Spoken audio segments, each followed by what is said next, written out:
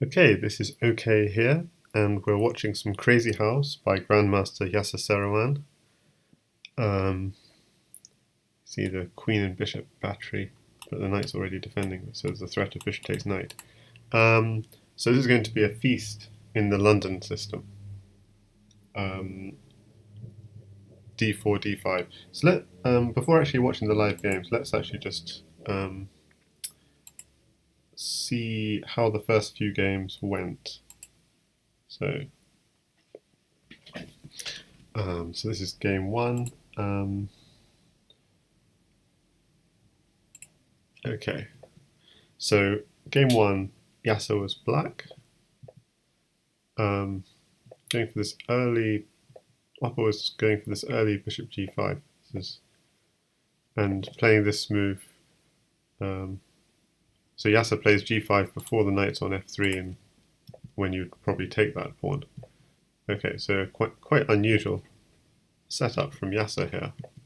You wouldn't expect him to expose his king in quite that way, but obviously he thinks it's safe. Oops. Okay, let's go back. Okay, so this is just game one. I'll run through it fairly quickly. So black king looking fairly safe, although the white does have the open rook file. So it feels like black's just promoted to a queen. It feels like black's doing okay, but yeah, that queen is not got that many squares to go to, and he gives up the real queen instead of the fake queen, which maybe is unfortunate. The nice fine knight takes pawn, so he gets another queen back. Okay, so it looks like black's doing quite nicely. I mean, but ran out of time. Okay, so that's what happened in that first game. The second game, loading.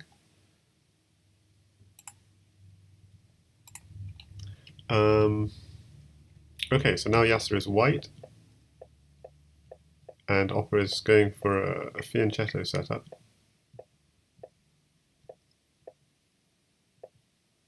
Okay, not sure about black's c6, but I guess there's a lot of pressure on d5, so that's why he's trying to. Okay, Yasser again going for this rather ambitious setup with pushing the pawns around his own king.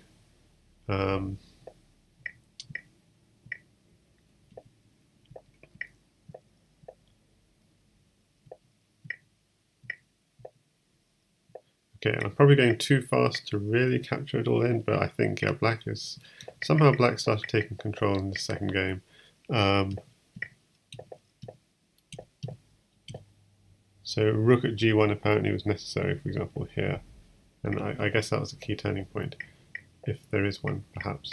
Yeah, and at this point, white resigns. Okay, so quickly going on to game three. Because they've already played 7 games, they've got quite a lot of catching up to do. Now this one, Yasser is black and not playing d4, d5, going for a e6, d6 type setup. Okay. Really trying to work away on the dark squares. I'm not so convinced, but somehow, yeah, that is good. F takes g3 at h4, so I see. So taking this pawn is a mistake. What should white have done here? Rook e3, maybe. Yeah, the problem is white doesn't have a pawn to just drop on f2, so it's quite difficult to defend. So yeah, black is getting in apparently. Yeah, although it wasn't entirely clear. Yeah, now the king's in the center and exposed, and things are looking ugly. So, sort of discover check, 2 pawns on the back rank. So here, let me see. Okay, so you choose to promote this one. Okay, so he's looking for a mate. There's no knockout blow, just trying to seal off the king.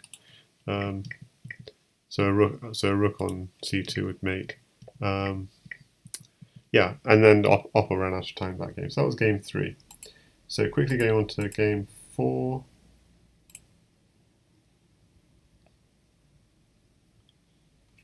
Okay. So it's similar, but we haven't got this h3, g4. Okay. So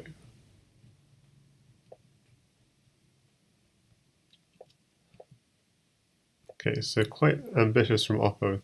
So g6, h5. I mean, so Oppo looks like he's doing quite nicely. So Stockfish still quite likes white, but it looks like, visually, it looks like black is expanding nicely in this game. Yeah, it's got a lot of control. The queen is just stuck to guarding g2. Okay, now that looks like something dangerous for white, but isn't anything.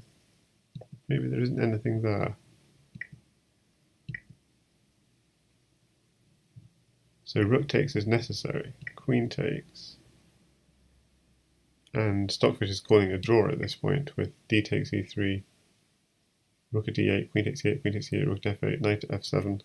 So I'm not sure if it's a theoretical draw or just it can't see far enough, which is sometimes the case when it calls a draw. It's just that it can't see.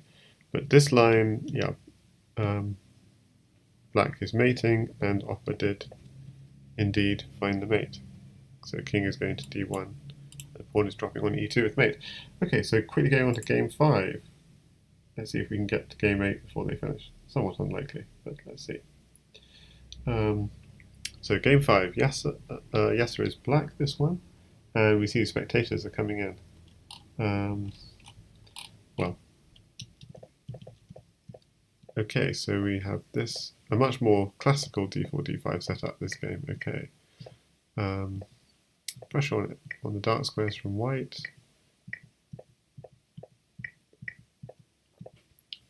Black seems like it's playing it quite nicely.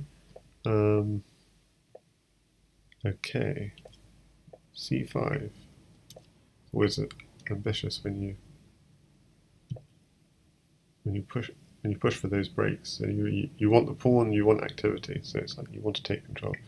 Okay, so black's doing pretty nicely. Check, takes the rook. Takes the other. Okay, so look, white's really bare on the back rank. So black's doing really nicely here. Wow. Takes, bishop here, rook here, doubles up, more pressure. This looks like a kill for black. Is it going to be a kill for black? It's just more and more pressure building up. And, well, actually, so he's threatening knight takes f2 checkmate, but apparently he lost some of his, some of the power of his attack. And actually, after knight takes queen, the computer is actually calling mate with knight at f6. The knight has to be taken because rook here is checkmate. So you have to take it. And now you've got 2 rooks. If you take it with the queen, then it's knight takes f6, g takes f6, and then it's more obvious to see why it would be mate. Rook at g2, king takes, knight here, so that would clearly be mate. But why if we take it with the pawn? So let's look at this again. Knight at f6. Takes. Rook here now. Knight here. Okay, so we could go back, or we could go up. Or we could go to the side. So let's just look at the variation. The main variation, if it goes up, takes, or queen takes. And we still have a pawn and a rook in hand. So that would be checkmate. With knight takes f6, queen takes f6, and the pawns to finish. Pawn there, check. Pawn there, checkmate.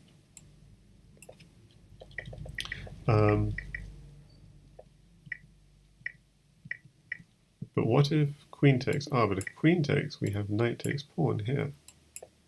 And then pawn here is going to be checkmate. So that's what happens if you run up. And if you run to the side, well, you still have two rooks, actually. Two rooks here and here will make, gosh. So what else could you do? You could also go here, but then pawn at g7.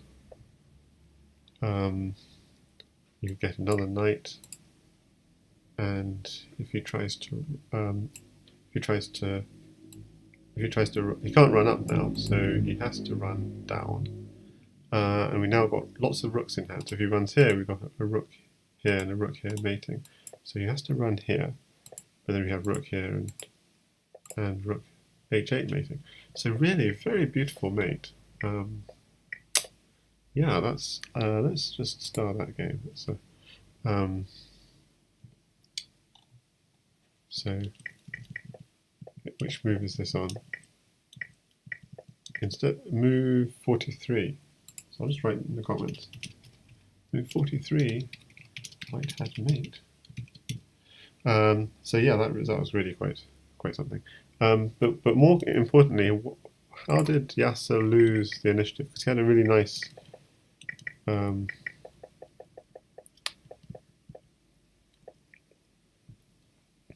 had a nice attack going on the back rank. So maybe better is rook takes knight, queen takes e1, and then replacing rook at d1, and that picks up the queen. Okay, so that's clearly stronger. What he did was nice, but not quite as strong. He needs to sort of cash in, and sooner he did. No, knight d3 is also good.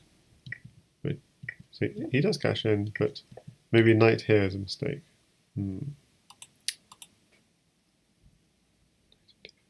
So he needs to be a little bit, because of this, then suddenly this is actually a huge threat. Wow. Because white has, well, not yet, but it will be a big threat. So even here, knight at d7, apparently. I don't see that move at all. Oh, I see. So you're threatening a third knight here. So if for example, you just move your rook, the third knight comes here and it's checkmate. Now that's a nice one. So you're basically picking up a rook, and if you can't take the knight because the knight here drop picks up the queen. You can't take this knight because the knight here drop, and so on. So this is quite a, wow, that's quite an interesting move as well on move 41. Okay, so that was a really interesting game. So I've starred it for later, because definitely we could make a puzzle out of that. So 1, 2, 3, 4, 5, 6. Game 6, Yasser. So do we just, okay, yeah, this is what we just,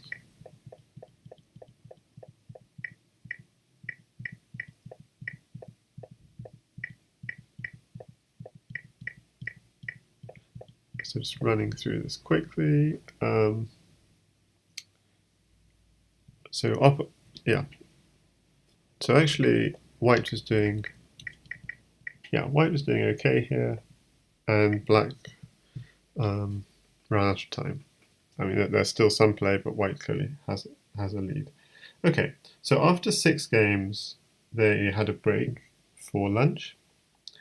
So let's now return to the action with game 7, and definitely a lot of stuff has happened since. So they're just starting to play again. Hopefully they'll still be playing by the time I'm finished with this just recap, because that's the hope at least. Okay, so this is much more classical d4 d5 setup.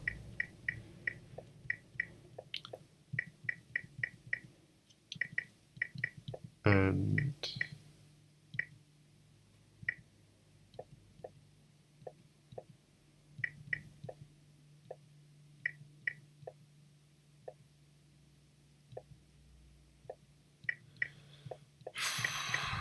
okay, so this one was a draw, although it says that Yasser should have played for more,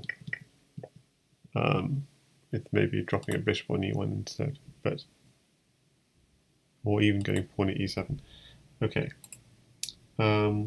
game 8, Yasser was black and actually scored a victory in this one. So this doesn't look so good with the double pawns on f5. So it looks like white's doing really nicely here. So this is the point where actually I just started streaming.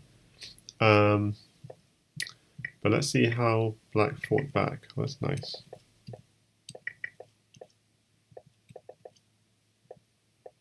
So maybe this bishop at d3 move wasn't so good. It enabled black to get some tempos on the black queen, and suddenly it's black on the attack. Just working away at the back rank, and yeah, this is all. As long as you're not hanging a mate at the back, you're just going to grind your way through.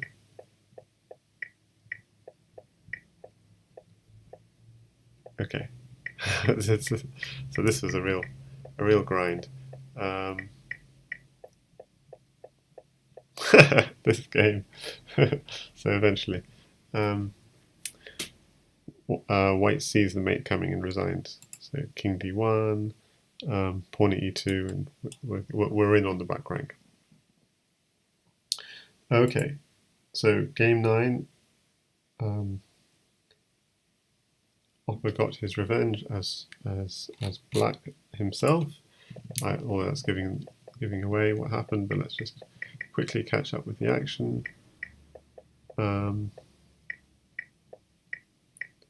Well, yeah, so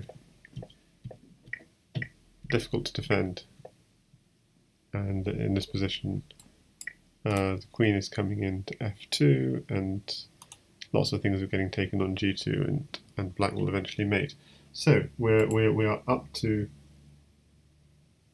the current game, hopefully, which is game 10. And just to see how that's gone so far, it's been another of these d4, but not d4, d5 yet. d4. Yasser playing more conservative.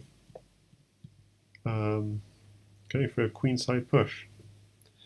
Okay, so a very kind of solid setup from Yasser. So overall, Opper is leading 5.5, 3.5, which is. So what just happened in the last couple of moves? He took a pawn and redropped. Okay, so if he had another pawn, obviously, he's looking for another pawn for e4. Hi there, Muck Image. He said, golly gumdrop, so Crazyhouse is basically a perpetual middle game. Yeah, or even Crazyhouse is a perpetual mating attack. Because you always have these pieces you're taking to, and so you're very much focused on trying to mate the opponent king. And Yasser Seirawan is one of the few grandmasters of the game, of the standard game, who is really very good at Crazyhouse, probably top 10, certainly. Some would say even higher, but other top players among standard chess players would be, for example, Penguin GM is also extremely good at Crazyhouse. And 12teen, who's a national master, is in the top 2 or 3 in Crazyhouse, and now international master opperwezen, who's, although he's retired from over the board chess, is certainly also right up there in the top 2 or 3. He would say in the top 6, maybe, but he's being modest. Okay, so Yasser going for a very conservative approach, but then, like, his most advanced piece is on f5, and now all his pieces are on third rank, back on f5. So he's just trying to, he's really trying to block off this f file. But yeah, I feel like white's got a huge space advantage. Yeah, you're welcome, Mike Image. So this is going to be tough for Yasser, this one. I mean, he had the double attack, but yeah. And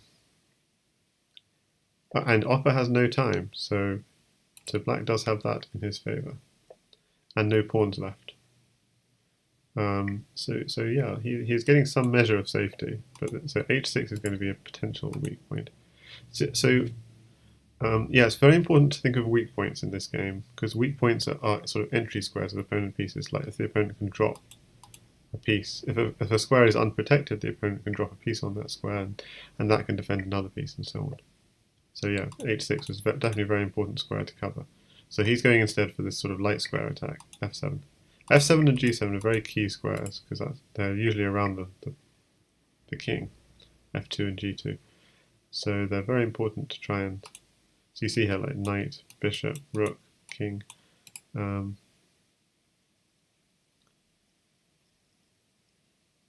Okay, so how to assess this? I think he has to drop a pawn here just to try and maintain control. But okay, or yeah, we'll take. But well, the problem is a piece could be landing here. That's why he drops a bishop, and it's defended by the queen. So this is yeah. So it's looking difficult for black to defend because there could be like knight drops here, bishop drops here, and so on. The threat is even something like queen takes f6 here. Sack the queen, and then drop a bishop and a queen, something like this, and a knight to mate. And yeah, queen takes f6 comes, but he defends the queen drop with the knight. So queen's coming in and knight's coming in. Knight's coming in here. Hang on, has he got an escape? He can go here, pawn here, go here. So he's trying to find an escape. If he goes here, the pawn here is a problem. If he goes back, what was the mate? So he resigned. So Yasser must have seen the mate. I was not quite there. So if the king goes back, yeah, there's no immediate mate. It's just okay. There is knight e7, king here. You could go pawn at g7, knight takes g7, knight takes g6, check. So you're threatening queen, yeah, threatening queen takes rook. If king here, yeah, you just got queen e7, checkmate, of course. And if you go the other way, you've got queen takes rook, and so he has to block. And he blocks with the knight just to stop rook here, checkmate. So if you block with something else, you can still go rook here, but then the king has to come up. Okay, so it's not quite mate just yet, but you're sort of taking all of black's pieces.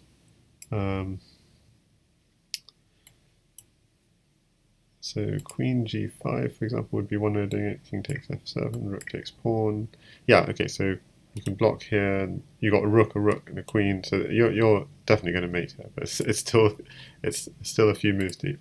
But Yasser saw the game was up, and yeah. Sorry, you can only drop pieces on defended square. No, but if you drop a piece on a defended square, obviously, it's less. You can drop a piece anywhere on the board, but you can't drop pawns, for example, on the 8th rank. You can drop pieces to check your opponent.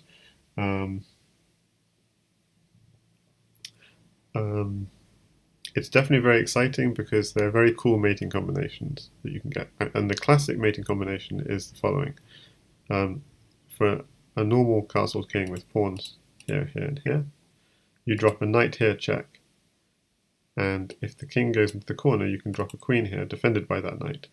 And if the rook takes that, you sometimes have knight takes f2, smothered mate. So that's an example of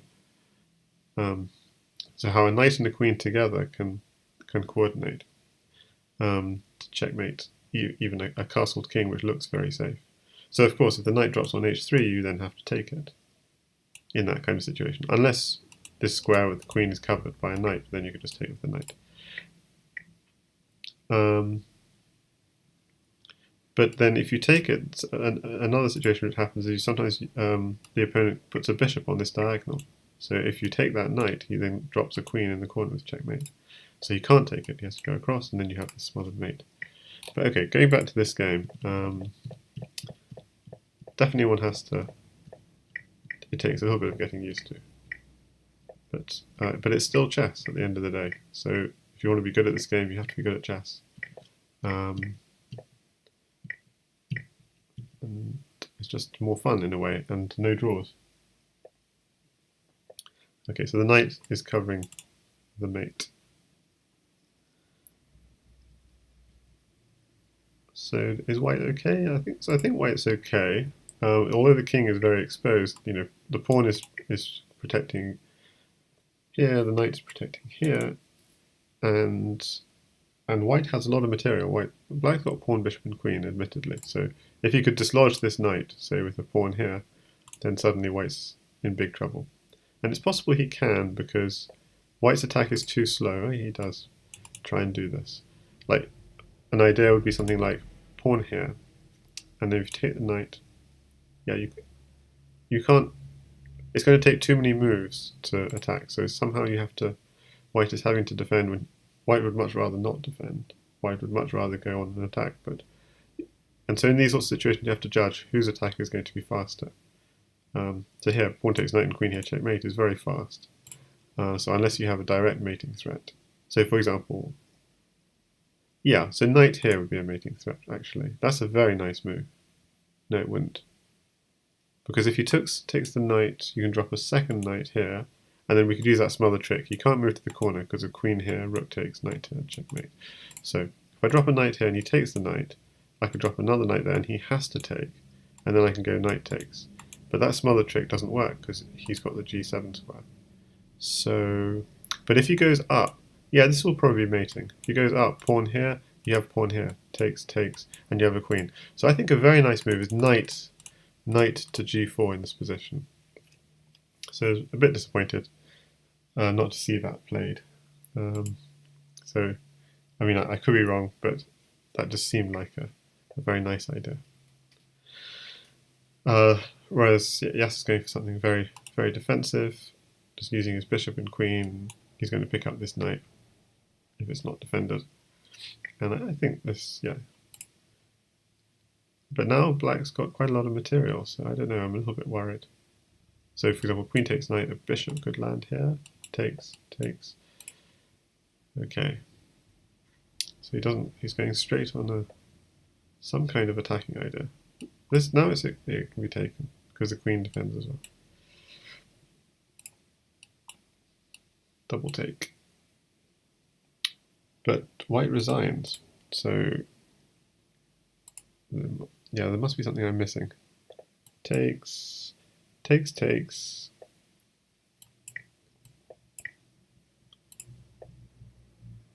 So why can't we take the rook and be happy? Because the queen is landing on f2, and so why can't we just block that? Because then another knight is landing on f3, and we have to sack our queen and we're lost. Okay, so just going back to that move where he does queen. I thought here, knight here, but let's see what it says. Knight at g4, best move. So there you go. And just to show you why, okay, maybe seeing other ideas as well, f6. If he takes this knight, I think we have mate. Knight at h6, he has to take because of the smothered mate idea. If he doesn't take, so I'll just show it to you. If he doesn't take, queen here, rook takes queen, knight takes pawn, is checkmate.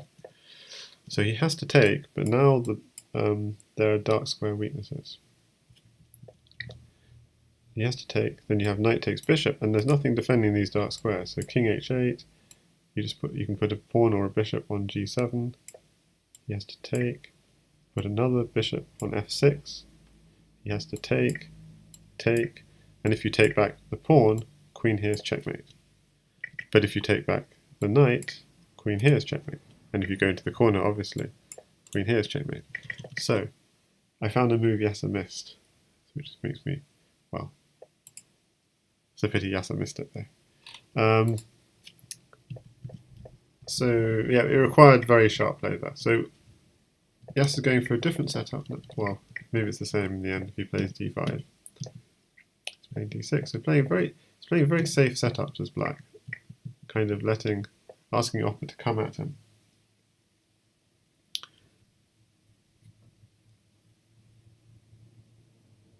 Okay, so Opper likes to do this, put a lot of pressure on a square.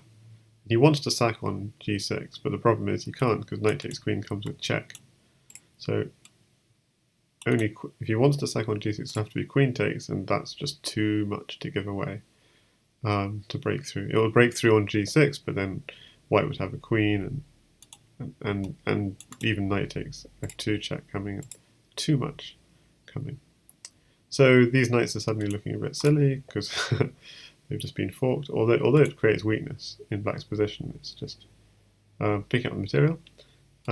That's dangerous because bishop here, but I think it's not. If white had a pawn, then a pawn here would be really nasty. But I think a bishop is not a problem.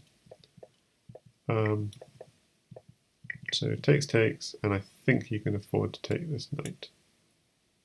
But maybe I'm wrong. Okay, he's clearly concerned about. Yeah, maybe because bishop here and then knight takes pawn check is slightly. I don't know.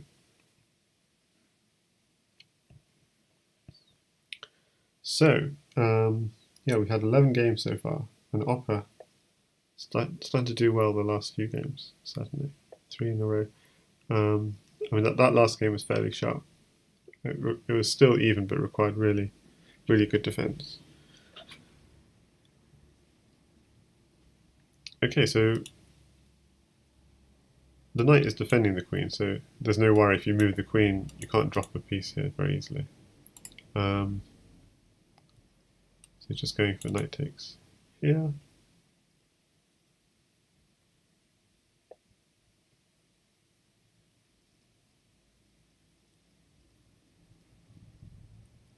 No real square for that knight, so I think probably defending it's a good idea. And I'm surprised he didn't. What's Opper's idea? Because takes the knight takes, a knight can land here with check. And yeah, there's no immediate follow-up, but you can go back and it's dislocated the king and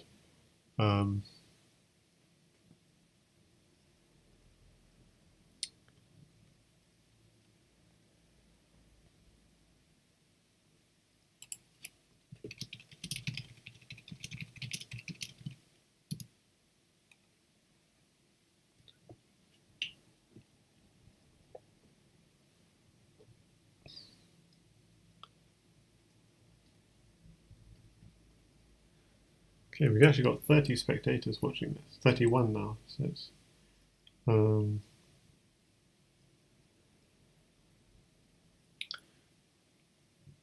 yeah, so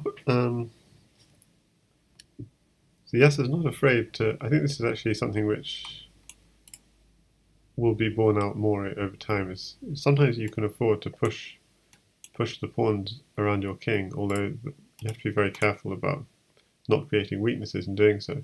But one way of defending your king is the moment any pawn you push creates a weakness. But if your pawns remain on h7, g7, f7, it gives a lot of space for the opponent to attack you. So actually having a kind of double layer of defense is quite a nice strategy at a very advanced level. But it takes some. It's quite a hard. Quite hard to do it correctly. Okay.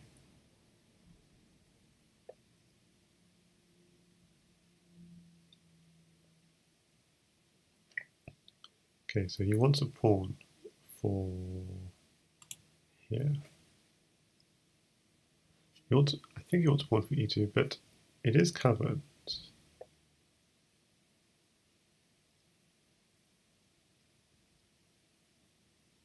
Somehow white is doing a good job covering a lot of the important squares, like the bishop and the queen. Although, of course, black's got huge initiative. It's not all over.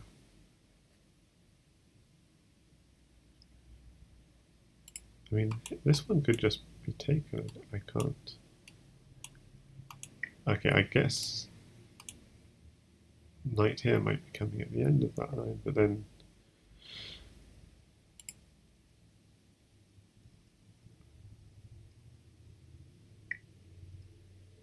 okay, so Yasser feels he can ignore for a second. Okay. Takes. No, is knight here anything? No, because it's double covered by the bishop and queen. Okay, so you're just really guarding f6 because that's the entry square white was trying to come in on, and probably yeah, pawn will be landing on here anytime soon, and knight will be maybe landing on here. And okay, so he's going instead for just rook takes rook, knight there, rook there, sort of ideas. Okay, he's on the attack, so he'd love the queen. And as long as there's no mate, yeah, I think you can just take it. Just block the bishop. Bishops are great defenders. Block. So I think it's still safe. But he doesn't have a bishop. Okay, that would be.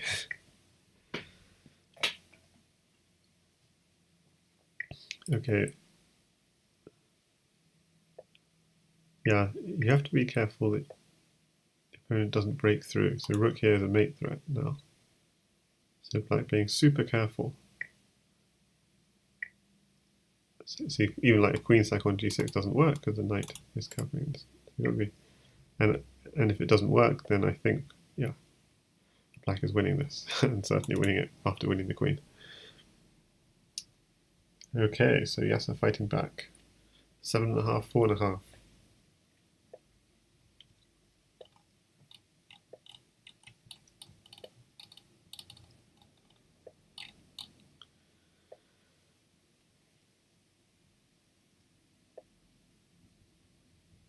Okay, so again you got d4, d5, fianchettoed setup from opperwezen. And this is what we saw in even the very first game of opperwezen defending d5 from the with c6, developing his knight to d7.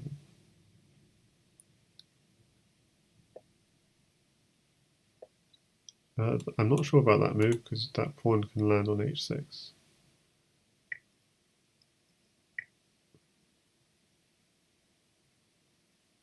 Can it land now? If it lands now, takes. Probably considering. Do I have time? If you're a bishop takes knight, you don't have the defense. So of these squares. So yeah, Oppo is good at using his rooks. So that this rook is a great defender. Okay, so the threat is not only on the rook, but also he wants to drop a pawn on g5,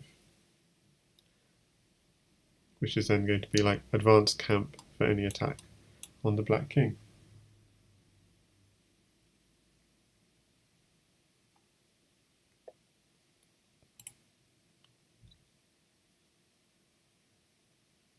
Well, so the rook's on offer. There's no harm in taking a rook.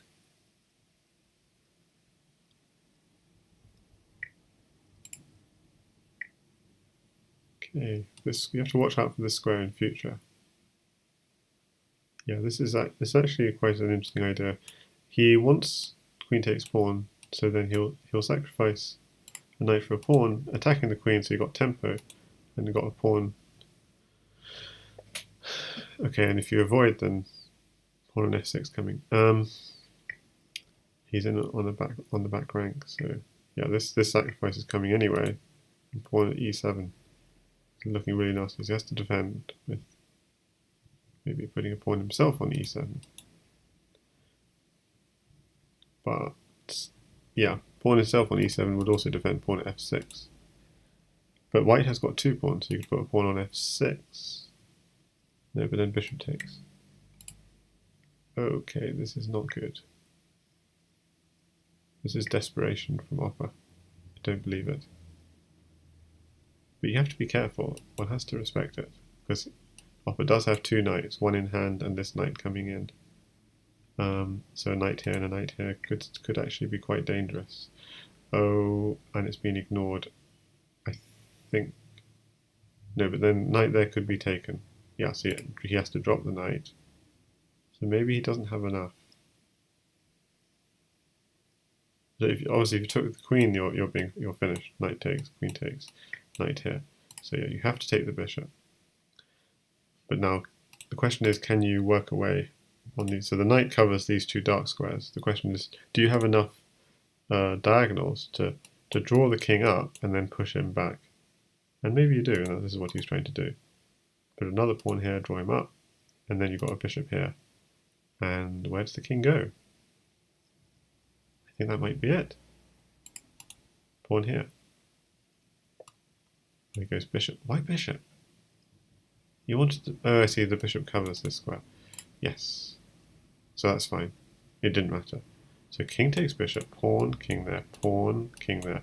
He's a bit of a pawn short. Whoa, whoa, whoa, whoa, whoa, that was... Ah, yes. No, that was a mistake. That was surely a mistake. Let's see. Oh, the bishop's protected. I'm being completely foolish. Okay. Yeah, that's a really nice mate found by Opper. And basically Yasser didn't respect... I think he's in control, but he just didn't respect the attack. Pawn at e7 here is good. Taking the rook takes here. You can't afford to take this. So a nice mate found by Opper. Is here h4. So you can come up, but then g5 or f5. Yeah. So the pawns are doing the job. A very nice mate though, so I'm going to start that game. So going into game 14. This is a real treat they're putting on for us. So giving away a pawn on f5, or not worried about taking it at some future point. Because I guess if you do take it, the bishop's landing here and you're winning a pawn back, and also you're getting tempo on the queen. So that's an interesting idea, I hadn't seen that before. That sort of not being worried about these double pawns.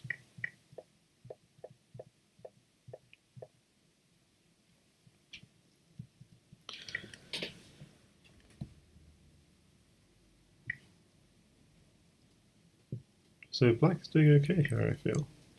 Okay, that bishop is landing. Yeah.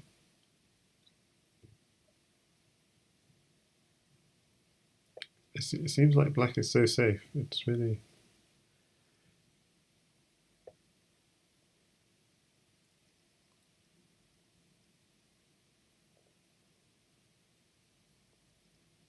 On the other hand, white does have lots of diagonals in hand.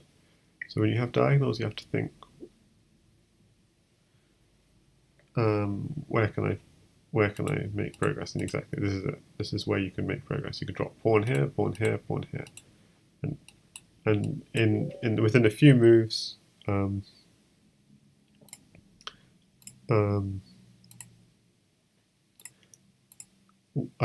white could be picking up actually quite a few pieces here, unless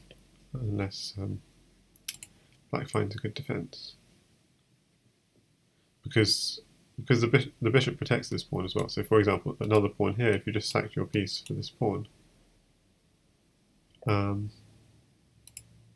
yeah, this is good, really nasty. Another pawn. You could go for the king, but I think using this bishop, the power of this bishop, you can't even sack. Okay, so he goes here. I would just keep on pushing, working away on these dark squares. Yeah, he's doing it now. Nikhil, I'm doing commentary on a Crazyhouse match, so I can't do challenges.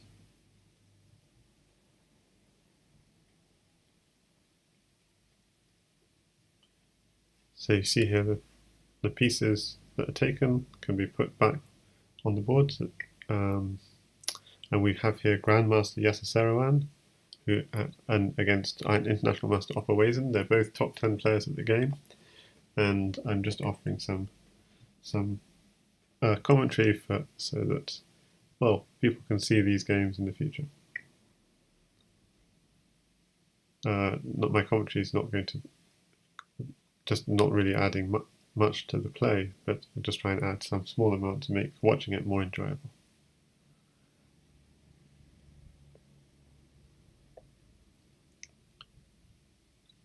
Okay, so if pawn takes bishop, I think he's just hoping for queen takes knight. And I kind of lost track of the last few moves. So just recapping. Yeah, just working away at these dark squares as we saw. And oh my goodness, yeah, black's position. It's amazing how black. So it's good counterplay with the pawn on the back rank. So black trying to get some counterplay. So his position at home is basically collapsing. But there seems to be great weakness here, like pawn takes bishop, even rook takes pawn. So yeah, this is really interesting. So knight here, exactly. Okay, not takes. So looking to pick up a rook, and again just keep on working. If you pick up a pawn, you can keep on working at those squares. So pawn here and so on. Okay. Oh, I did not see this. Takes a pawn here, and the knight here, and pawn here is checkmate. Pawn at g7 is check. Unless you go up, but then pawn at h5. King takes knight forced, and then d5.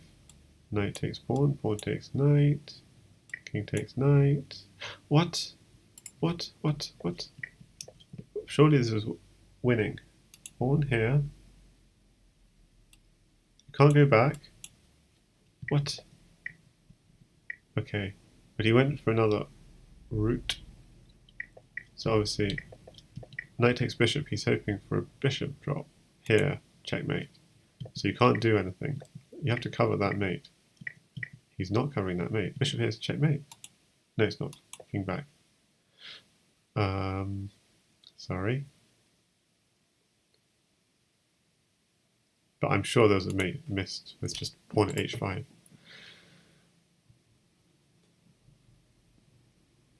Oh, yeah. So we'll have a look after the game. Hi there, Q4 Tech. Does one need to create a game in lobby on Lichess to play Crazyhouse, or is there? No, yeah, you can create a Crazyhouse game in the lobby. Absolutely. You just set the settings, say 5 minutes or 10 minutes or however long you want to play. Put it in the lobby, and people can pick it up, and it'll come at the bottom. So there'll be the standard games, and then the variants on offer at the bottom. So someone else might also be offering. And then the other thing to do is once you've picked up 15 games or so, you can play in the arenas, in the tournaments. So play tournament and look for the H sign for Crazyhouse. And what I do mostly on this channel recently, I do some standard chess as well, but mainly I'm doing commentary on Crazyhouse World Championship matches. So it's the best in the world playing against each other. That's recently. But Yasser Seirawan is one of the best in the world, but he's not taking part because he's too busy with other commitments in the actual championship. But here he's playing opperwezen, who is doing very well in.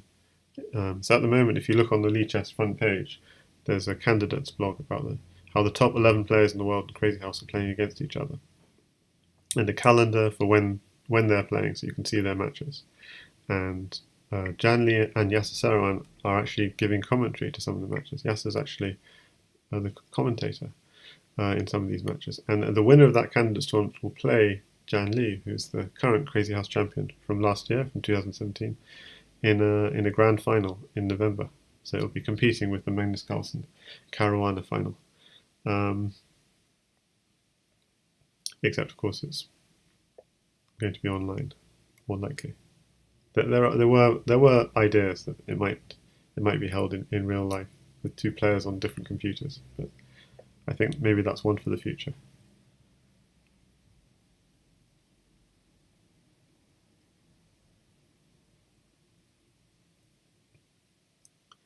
So yeah, the world champion Jan Lee is from Australia, and opperwezen here is from Holland, And actually, as you know, Yasser Seirawan is also half Dutch, half American,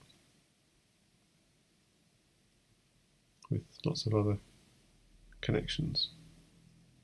A man of the world.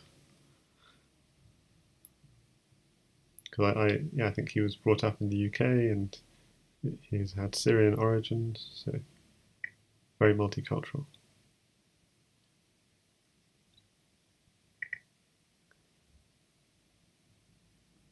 Okay, so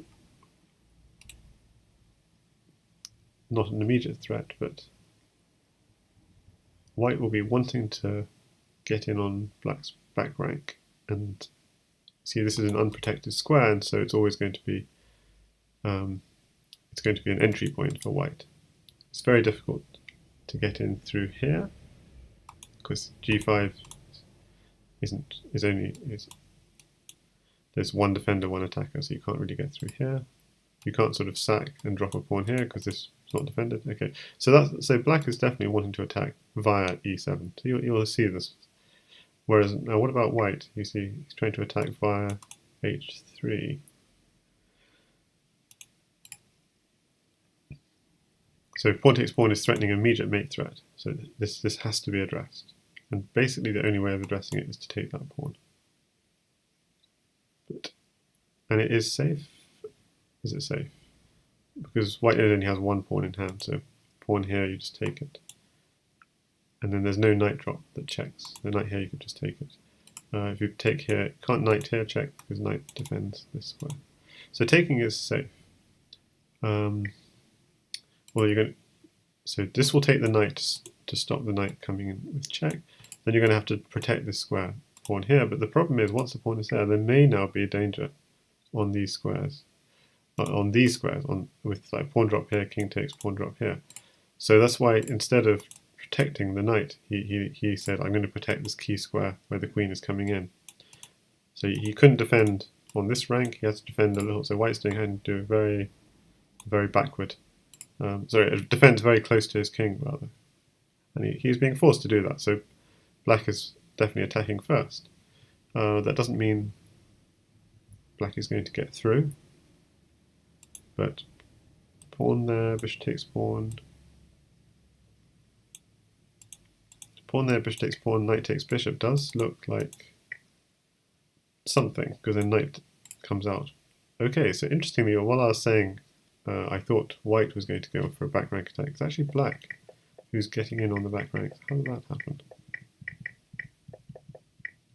Takes, pawn there, and it's a back rank attack from black, which I didn't see coming, I have to admit.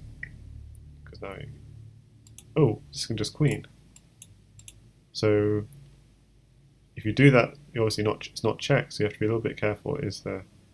Does white have any mating attack on the black king? But it's very tempting just to queen. I mean, you get a whole queen if you queen. So unless there's something. Okay, so he's concerned about g6. It must be. And also, so the rook is both an attacker and a defender. Yeah. Yeah, I don't know. I feel. See, now white's got a fast attack coming. So now I see it's white attacking on the back. I feel like black lost a move to do something very powerful. But actually, maybe it's just white's defense is really good. If you look at this, look at the defense on g2. So in a sense, maybe Yasser allowed the attack. He knew what he was doing, and he's just into control. Black resigns. That was the, yeah, that was. But I wonder whether Opper lost a move somewhere in that attack, just a little bit. Okay, so in this position, what? Yeah, you can't afford to just queen. That's what I was wondering. And the answer is no, you can't afford. Oh, right, I didn't notice. Rook takes g7 is coming in. It's just straight away mating. Yeah, bishop takes h6. So this is, you have all these pieces coming in and the squares are not defended. Okay, so I just did not realize that properly. Still, this was quite. Yeah, so this is actually the key move, actually, if anything, in this position, when white played bishop h3, is to actually get to work immediately on these light squares. Hi there, Burak Yarol. So we're watching a friendly series between Yasser Seirawan, Grandmaster, Crazyhouse aficionado, and International Master opperwezen, who is one of the top candidates in this year's Crazyhouse World Championship. Won 4 games out of 4 so far, and definitely one of the top Crazyhouse players this year. And potentially he might be the one facing Jan Lee in the final. Although 12 Teen and Blitz Bullet and JK the Bullfrog and everyone's still in it. And Master Tan.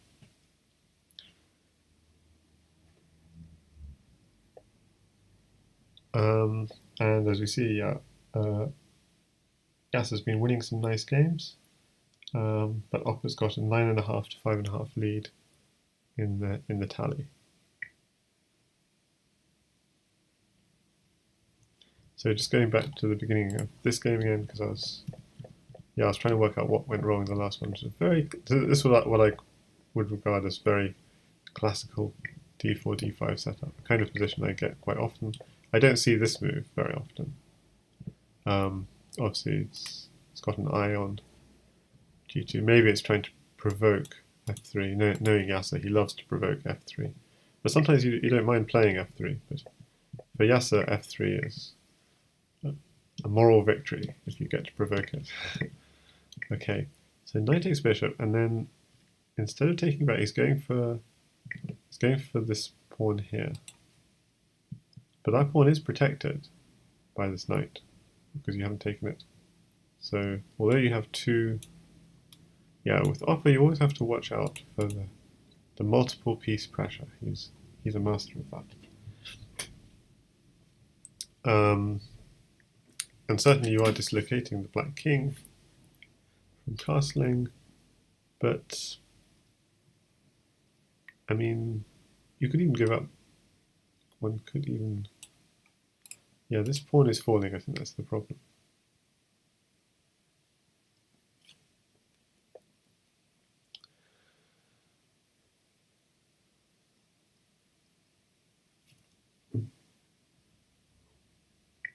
Interesting. So you're going for the queen.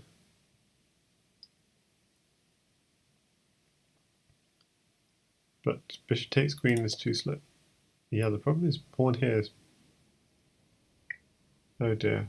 I think Yasser's not going to do well in this game, somehow.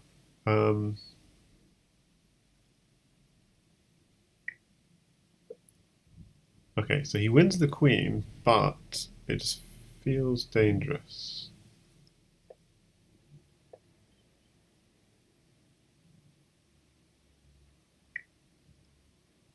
Okay, was there no mate? Yeah, I guess knight here, check. I guess he's running away. And bishop takes pawn, bishop takes pawn, king here. I'm just really surprised that white doesn't have a breakthrough.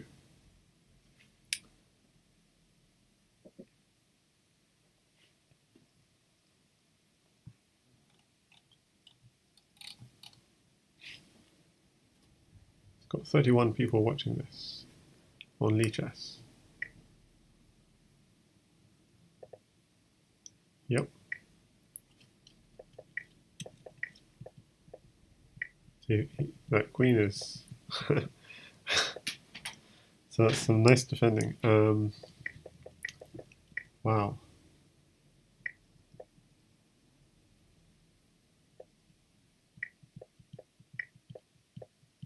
So he's saying, okay, I don't mind losing the queen.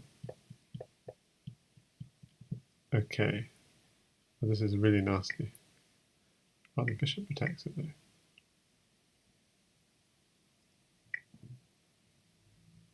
Queen takes knight. This is so black does resign in the end because yes, he can't take back the queen because the bishop was X-raying in on the king. Yeah, that was. I thought there was a way of breaking through with bishop takes e6, but he got the job done regardless. So here, okay, f7 here. Yeah, so bishop c takes e6 is good. Knight takes e6, bishop takes e6, king takes e6.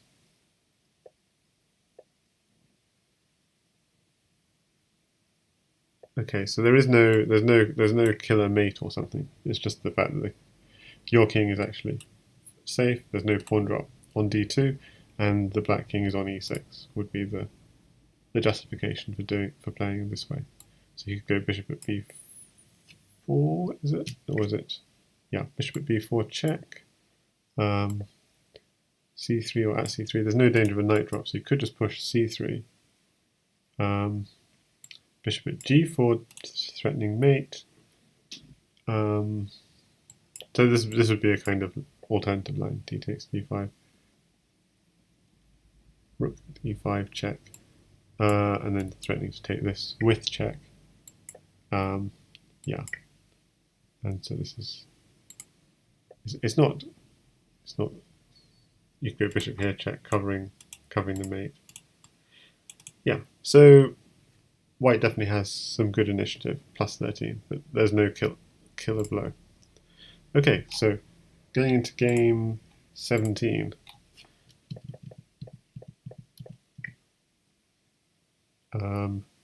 This is unusual because there's no pawn drop on e6 immediately. So what's he going for? Very aggressive play. Yeah, so you'd have thought he's going for the light squares, having sacked on a light square, but ooh, yeah, what he's actually going for is dislocating that knight to win the d5 pawn, and the whole centre's empty. So as a chess player, now he can go on the light squares, and this centre is going to be a moving centre, and this is going to be quite scary. Hi Burak, do I know any Turks living in the UK? Good question.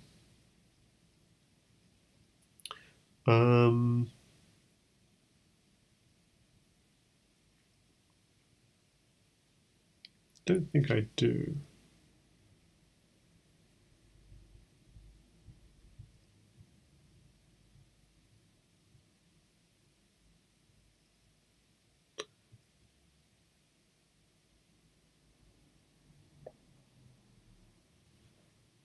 Okay, so this square is falling, but he probably hopes to. No, it's not actually. Sorry, because yeah, this is white is dominating. Wow. Yeah, Opper will not like being dominated in this way. Yeah, d5.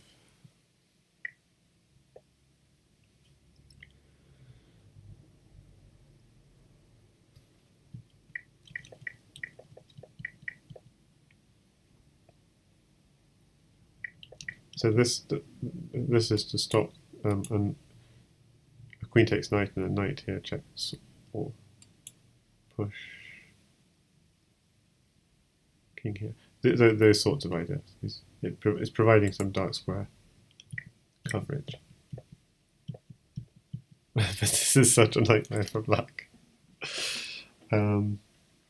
Basically, a lot of to answer Burak's question, I knew a lot of people, but a lot of the people I knew have kind of gone away. I don't know if they were Turks or, in particular, I can't remember off the top of my head. So I don't actually know that many people in real life at the moment, because most of my current circle of friends have left university now.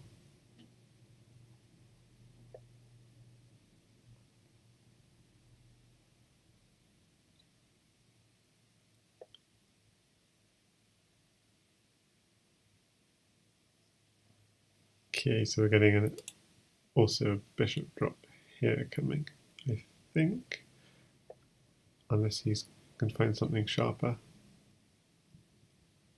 I mean, black has nothing, so he can just keep on keep on plugging away. Well, he goes for knight here. Yeah, that's understandable. Because this is quite cunning. Because what it is it's picking up a bishop. This could just be ignored here. It's picking up another bishop, and bishops are what you want in this position to keep on plugging away. Okay, I'm a little bit scared of here because he wants knight here, but I don't. Oh, it's really concerning. It's like, oh my goodness, has he found something? King takes pawn, knight here, takes, check, and he's winning the queen as well. So it's a little bit worrying. So because he is picking up the queen, it's like, whoa. But I don't think it can work because bishop. Well, maybe it can because the king goes to here. There he goes covers, but king to h7. There's no check. Queen takes queen. What? Oh my goodness. How to lose a game. I mean, it was getting nervous, but okay, king f1's fine. But oh my goodness, look, actually it's not fine. King takes e2, knight at d4. Knight at d4. Yeah, this is knight at d4 is essential here. And the queen is actually x-raying in here. Okay, but knight d4 doesn't work because you can take it. At least you're not winning the queen with check. The point being, if you take the queen, you can't take back this queen because you're getting mated. But you can begin a little bit of an attack of your own. So, for example, bishop takes f8, king takes f8, bishop g6, king f. And well, basically, the black king is very exposed. Okay, but I can't. So there's no mate you have, or is there? Yeah, so it's really the computer's not sure basically at all. Knight at g6. So there may be an escape. Rook at e7. Rook at e7. King takes g6, or you get mated. With sorry, king here would just be pawn here, checkmate. Yeah, so actually this is incredibly sharp. The computer's getting equal, and then it looks a bit deeper, and it's going, wow. But what a turnaround. Pawn at d2. Yeah, knight there was not the good thing. Giving opera a knight was not wise. But then the computer actually likes knight there. Ah, but it wants bishop takes, bishop check, and that keeps your initiative going. Pawn takes, and he's in. And I was thinking, I mean bishop, but yeah, that's still okay. But wow, that was that was incredible. That was an incredible flip.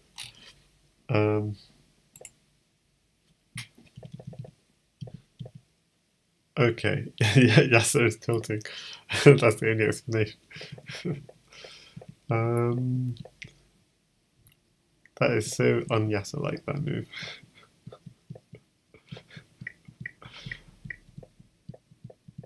But having said that, he has been playing an h6 g5 setup throughout this series, or especially at the beginning of this series. So he's obviously taken a liking to this idea. Oh, takes, rook, come on g8. Ah, this is really awkward. I mean, you have to block. We could block, I guess. You can block the rook. Nice, bishop at g8. So I'm trying to undermine these two pawns.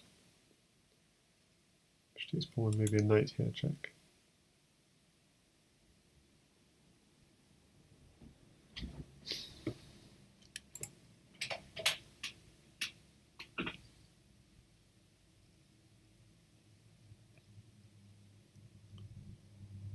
Although,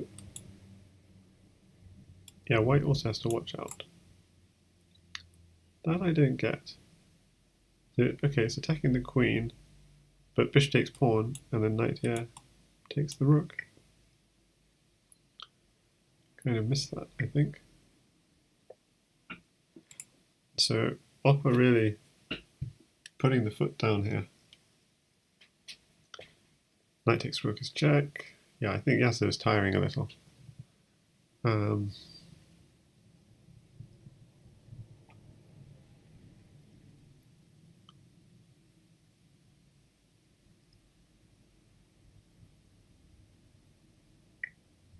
Oh. Queen takes f5. So what's the idea? Pawn takes, knight takes. Now you've got two rooks in hand, but the dark squares are covered. So if I go simply to f7, I don't see.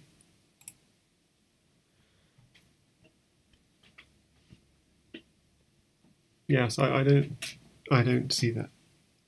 Yeah, exactly. You're short of what Capram says. We're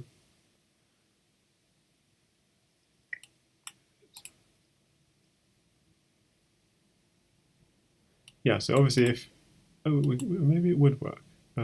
Just pawn at g6, and then dump some rooks.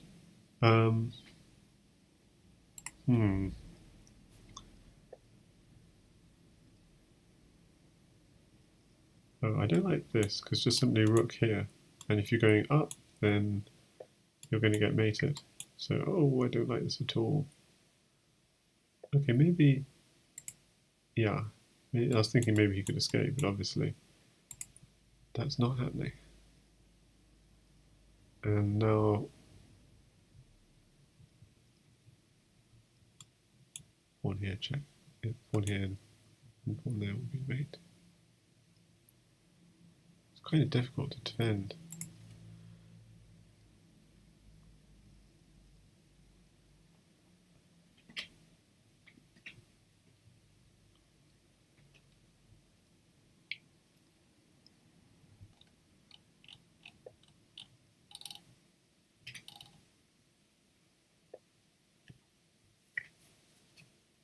Okay, so sorry. Okay, he goes for a check. That's surely not going to protect him from those two pawns.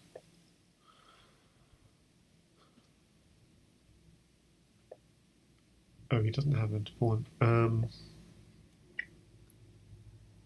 Okay, well, you're just going to have to use some other pieces. So king takes pawn or king here?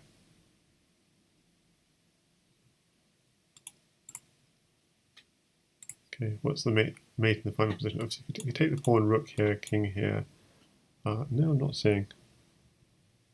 Oh, of course, king takes g2, rook here is checkmate. Okay, I'm being rather foolish. And if king here, then rook here is checkmate. Sorry, it's not. Rook at e2 is checkmate. Obviously, the knight defends. Okay, so I'm not being. Okay, but going back to this queen takes f5 idea, is this legit? It isn't legit. Knight takes f5 is mating. So there. Knight takes f5, g takes f5, queen h5 is the really queen takes f5 is really strong, but queen h5 is really so yeah. I didn't buy queen takes rook, but it turns out that f8 is the place to go, and if so, actually, yeah, this is winning as well, but it's bishop f7, and at least then you can have some defense.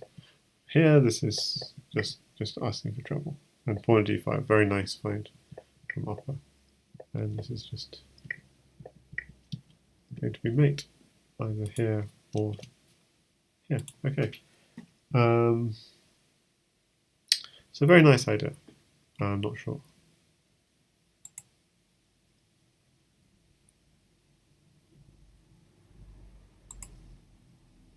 Okay, so game 19. So it's been and this is dangerous. Playing c4.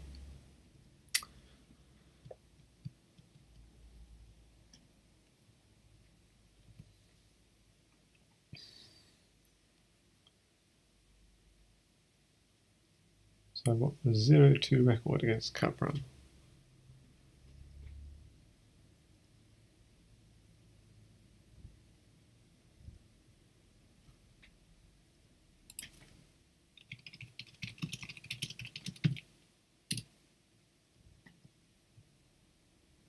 Yeah, so if this is normal chess, then as Willem Alexander says in the chat, this would be.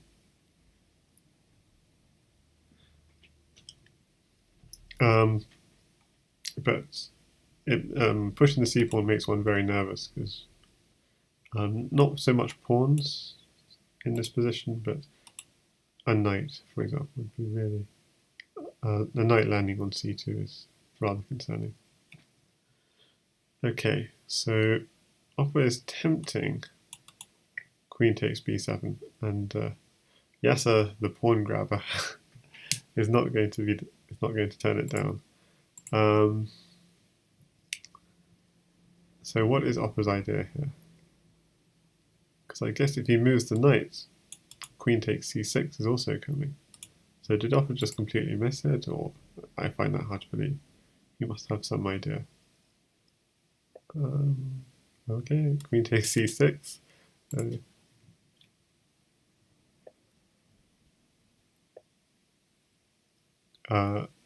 This is surely dead. Because pawn at b7 is coming.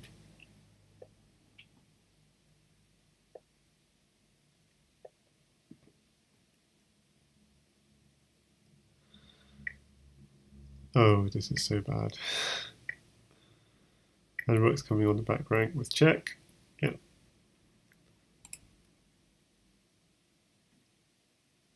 Black is getting crushed, as Capram says. Yeah, I mean, you have to defend with the queen, and you're losing the queen. Okay, well now you're just losing a whole rook. So, free rook. Oh, yeah, as long as you're not getting mated, got to be careful with opper. Yasser is so careful after what happened 2 games ago.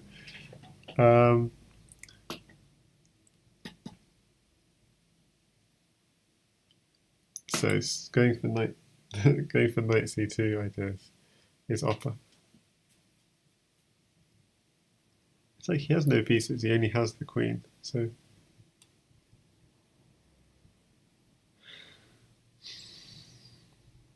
it is annoying though, this knight c2. I mean, can't really stop it. Okay, you can stop it. Bishop d3.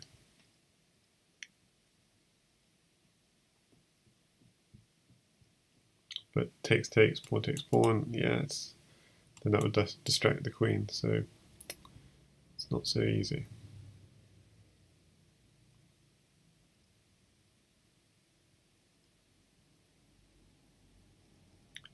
I mean, objectively, probably the best thing to do is just to pick up the rook.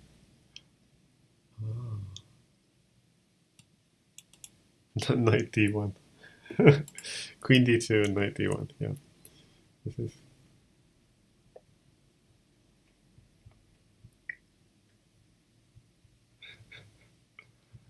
So it's a slightly scared play from Yasser after what happened before, but it's like, I am not giving you chances.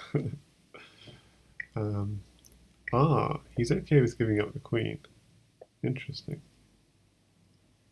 Why is he okay with giving up the queen? It's like, I'm not giving you a knight under any circumstances. Queen? That's no problem.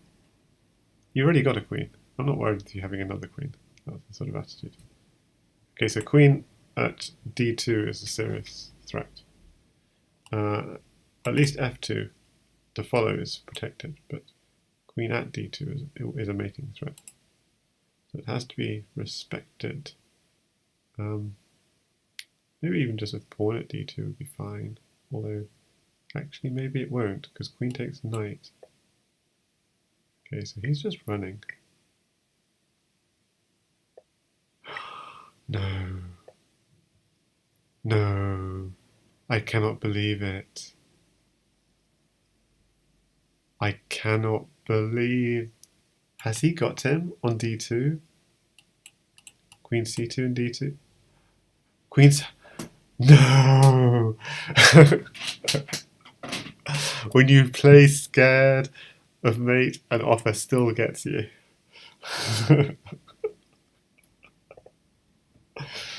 Oh no. That was so bad. Because if he'd been brave and just I'm sure he was fine. Instead of queen d2, if you'd just taken the rook, pursued his own attack point. So sure.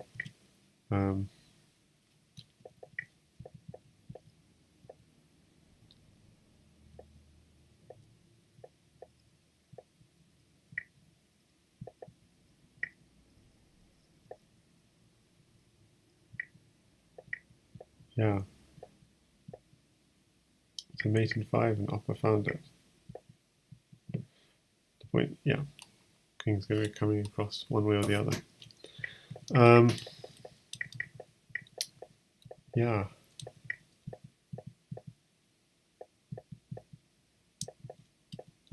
So even here, even at this point, taking the rook, sure, he wins the knight, takes, he has a knight c2 check, potentially. Ah, here even you apparently can sack the queen. So why can't black just take back? So is there a mate? So here there's still no mate, he has no knight left. But yeah, actually it is something to be a little bit worried about, because if you do something like king e2, knight takes a1, threatening rook at c2, and apparently black is actually winning this. So incredible, this setup for black is actually pretty nice. It takes a couple of moves or two to get through, but queen takes knight, bishop takes queen here, and you're going to break through, sack, and you're going to have rooks and knights. Like if you suppose you just did something like this. Oh, you can't do that because the bishop. But if you just do something like this, trying to cover some squares, you just go takes. Knight at h6 is pinned, and king g7. Oh, you got another knight at f5. Okay. So just having a look at.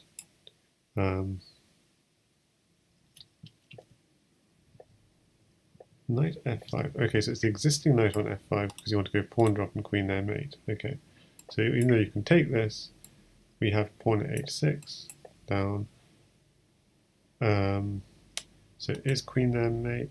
Oh, we don't have a queen, we've only got a rook. Okay, so what you have to do is you have to go rook in the corner, king takes rook, and then rook takes bishop, and then the bishop's a key piece because the bishop's going to be the one executing the mate. Okay, so there's some kind of, yeah, white had to pursue his own attack. You can't play passive in Crazyhouse, and that was brutal from Opper to punish it. I think that game deserves a star. That was amazing. So we're in game 20. So when we said we're in for a real treat, we're in for more than a real treat today. We've had 19 games, and now in the 20th game.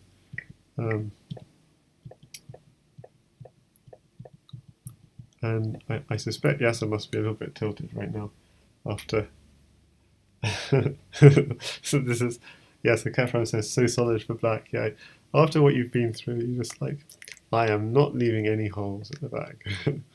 But one has to be positionally sound, but also one has to in Crazyhouse be daring and go for one's opportunities when they arise. Can't always defend. It's good to have a very good defensive setup because that means your attack will be faster. So we see Yasser using a kind of a 2-layer defense here. where he has like one layer of pawns on the 4th rank and another layer of pieces on the 2nd rank. And of course, the danger is that there's some way of white infiltrating sort of in between. So that's going to be what to watch out for. Oh my goodness.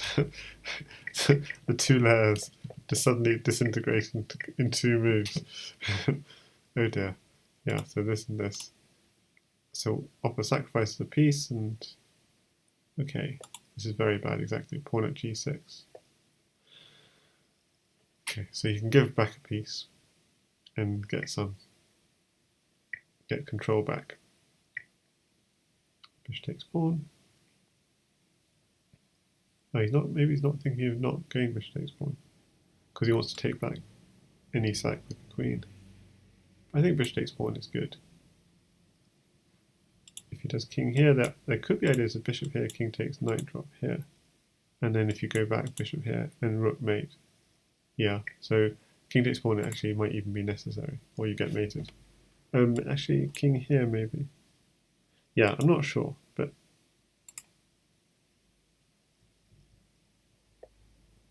we have this idea coming anyway. It's actually quite scary from Opper. Because pawn here and rook, they're mating. Wow.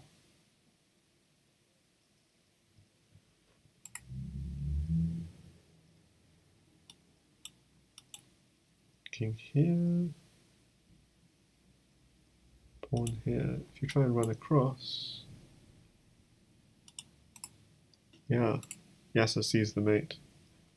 I need a few more seconds. Even Stockfish needs a few more seconds. So if you run back, pawn at g6, king f8, knight at h7.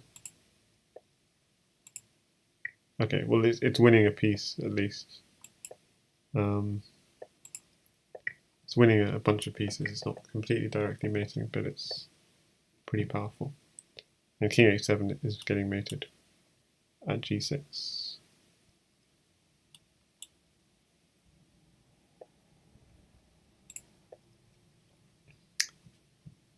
Okay, so Opper has now won the last 5 in a row.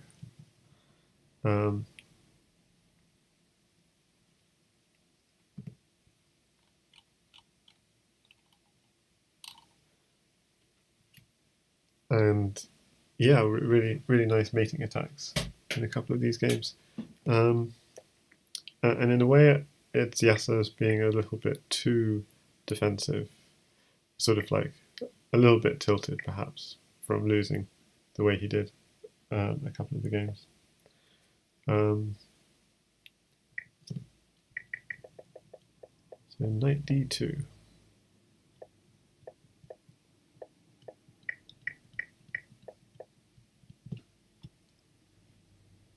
So this is who's William Alexander.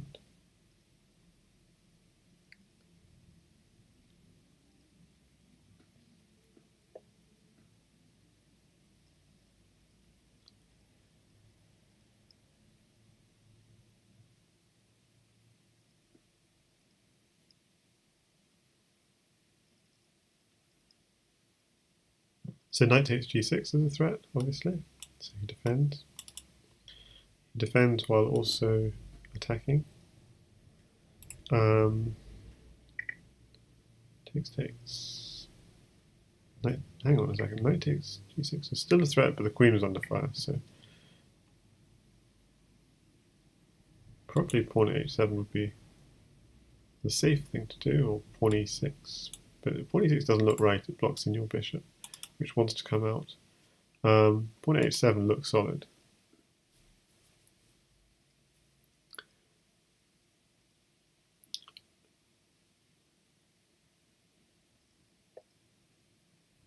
Okay. He goes for a more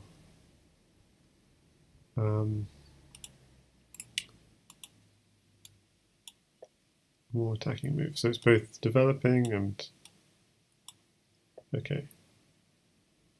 So white wants to set to work on these dark squares. or maybe even the knight squares. Knight takes bishop, bishop drop on g6.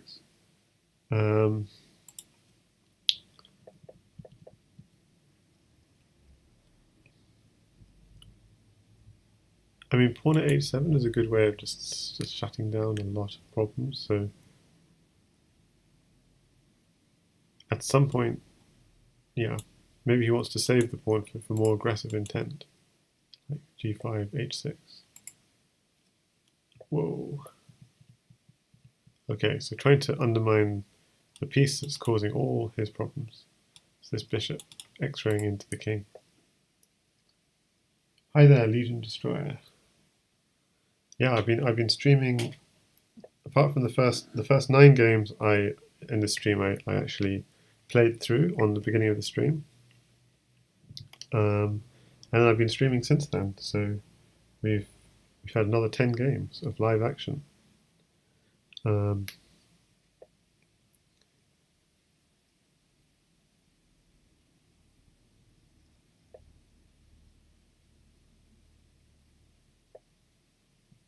Ooh, he wants a pawn here, but it doesn't have it. So a knight on f6 would mate right now if he had a knight. So he just wants to pick up this knight, and then yeah, he can't quite do that. So still knight on f6, king will. Oh no! What? Oh, I see. Yeah, bishop takes. So it's okay. It looks like Opper is like almost smothering himself. But he's always got, if the bishop takes, he's got king to g7. But this is really, I mean, yeah, black is in a bind here. The question is how to finish it. And it did look like knight, some kind of, this f6 square for the knight was really nice. But yeah, if that's not going to be the case, then okay, we'll put a bishop. Bishop on g7, pick up the rook.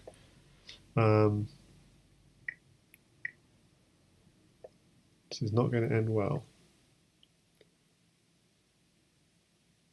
Rook takes bishop, threatening pawn at g7. This is, well, he doesn't have pawn, but okay, bishop at g7.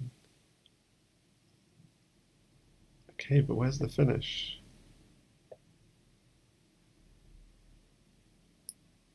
So, rather frustrating.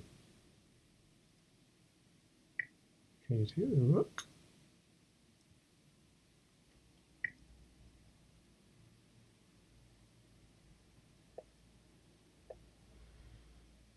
Okay, we definitely should be in for something now. Okay, where's the mate? Yeah, pawn at f7, but king can. Oh, the knight's only defending promotion. But I think you have to do that. So if this, then this. Okay, but he's going for the free piece. And knight will come in here.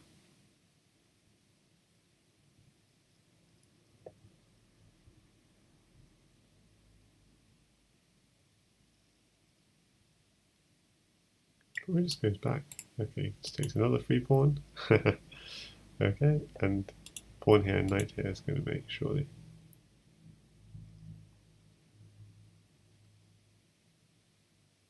Got to watch out. He's threatening a mate. If you don't mate him, he's going to mate you. But knight here, pawn here, and knight here, and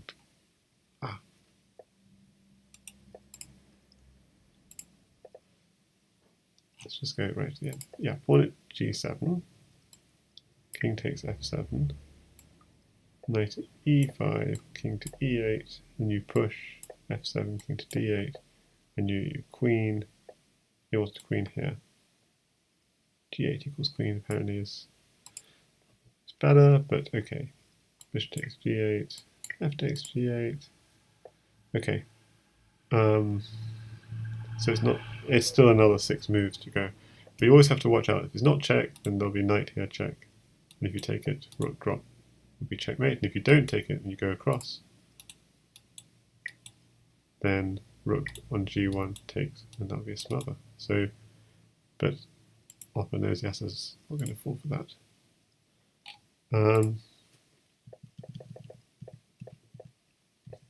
Okay, so we have French defense. It's quite usual to bring the knight out to f5.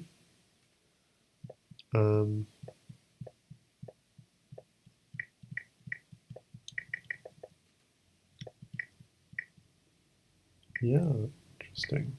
So he's taking the pawn. The idea is to drop a pawn on e4.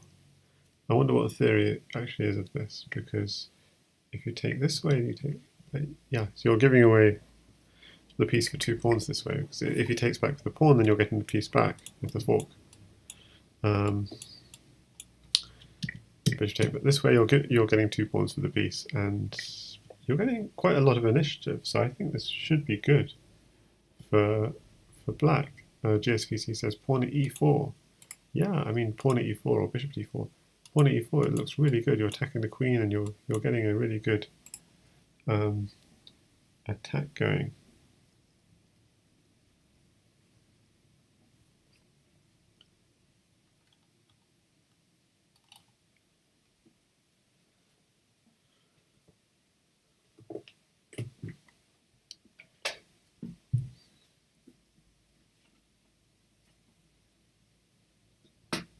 Oh, I seem to have lost the live action. Okay, so let's just catch up. Okay, threatening g7, defend. Okay, so f6 is always going to be a slight concern, but it's well defended for now. And also this knight is about to die. So yeah, black looks good here. I mean, Great Wall of China, drop a pawn on f6. But I think the problem with pushing is it does weaken e6, and this is a nice pawn chain. So in the spirit of a 2-layer defense, pawn at f6 might be a nice idea. But yeah, Willem Alexander in the comments says pawn at e7. Yeah, I think that might be quite wise, because pawn at f6 it could be sacked on. That's quite it could have been sacked on. Let's see. If pawn at f6, knight takes pawn. No, or even bishop takes pawn, pawn takes, and then knight at g7. So these sorts of ideas. Yeah, pawn at e7 is very much. Pawn at e7 is a nice idea. Yeah, I mean the danger is for something that can be sacked on. Yeah. I would have done it at f6, but that might not be the best move. Okay, so tries to get out of the pin.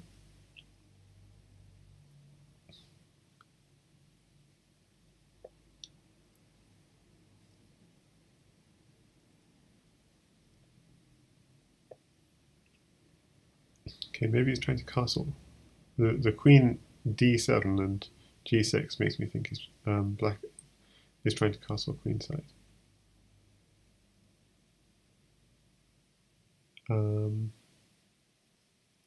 Yeah, this is a problem because if you go back, takes, takes, takes, takes, and takes, you can take back with the king, but white's picked up a lot of diagonals in the process, so pawn drop here is drawing the king out, and then knight drop, and another diagonal on here. You're getting mated. So I think that knight should have been taken earlier, but it's easy to say that now.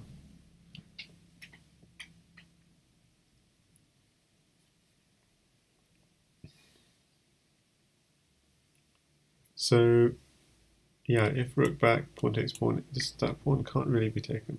So yeah, he takes it immediately.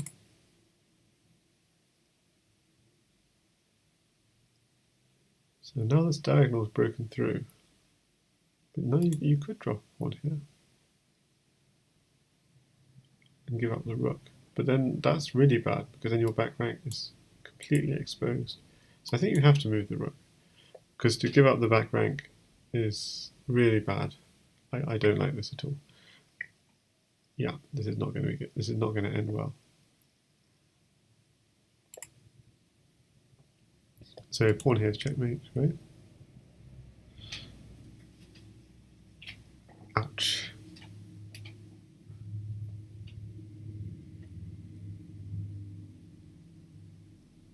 Okay, so game 23 of this now, I think we can call it a marathon match between Grandmaster Yasser Seirawan and International Master Opperwezen. So Opper was saying he wanted to play Yasser yesterday, and Yasser has been playing quite a lot the last couple of days, for example in the 4+2 arenas. And actually I was playing myself in the 4+2 arena at about 3 AM, and it went from only one person or two people in the arena to an arena with 20 plus people after Yasser joined. I did comment there, but the opperwezen wanted to play Yasser. He'd been saying he wanted to play him, so it's good that, and probably Opper wrote to him himself. So it's good they got connected, and they're putting on this great series, because they were playing before lunch for 6 games, and then after lunch they just continued. So good stuff. So a kind of classical d4 d5 setup, but strangely not taking back the bishop, going for the knight. So the bishop can't do anything for now. Yeah.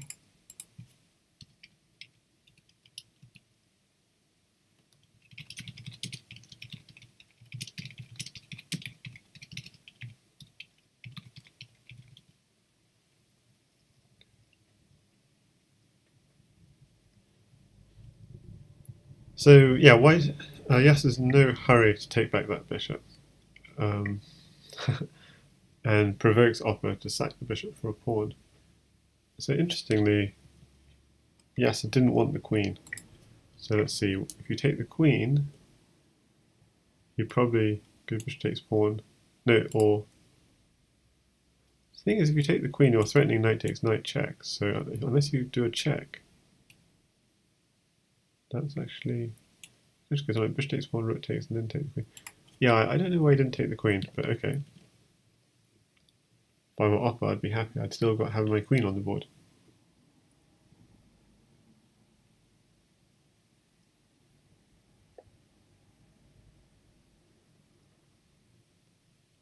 Okay, so Opper being very defending f6 in an extremely passive way, because I guess both these squares for defending the knight are taken, and this one doesn't work, because if knight takes knight, queen takes, those bishops are breaking through. Okay, he wants another bishop. Where's that one going to go? It's going to be covering the light squares.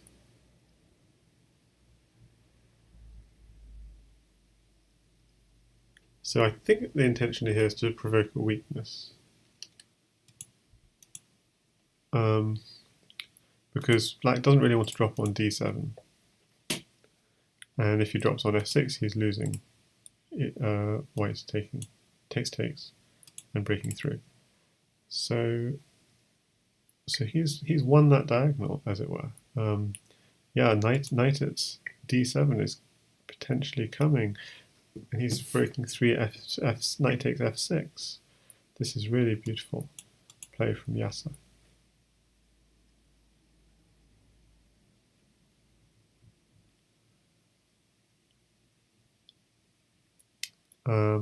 So there's an implicit attack on the queen with this move, and that doesn't. I mean, yeah, there's still an implicit attack on the queen. King would have to go to a square where it can't be checked, and it can't really do that. I mean, if it goes here, it's suicide. Okay, so he's going for.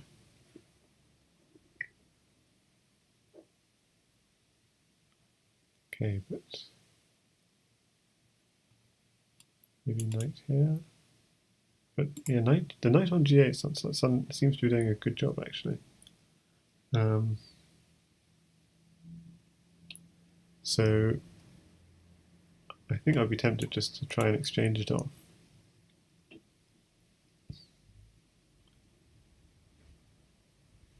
Yeah, maybe after rook takes bishop, maybe there was something else that could have been done. Like knight here, check, and bishop takes queen. With then threats of queen at g7 mate. Maybe it's too risky, but maybe that was something. Okay, so we see knight g4, and if we had 2 pawns, we could be, yeah. We're probably going to have to go in on h6. Oh, again a distraction technique. I think he wouldn't mind that, having an extra knight.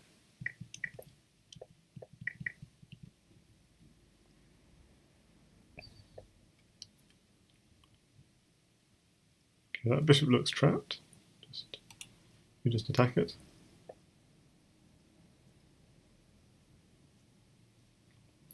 Oh, you don't want to give away the bishop as well. Just move the queen is fine.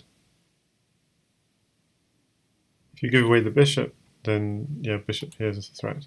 So I don't like this at all. Yeah, bishop here looks like it's mating. So I don't think the defense is good here. So was king takes f2 a problem earlier? Yeah, if king takes f2 seems actually well defended. Yeah, maybe king takes f2 is better.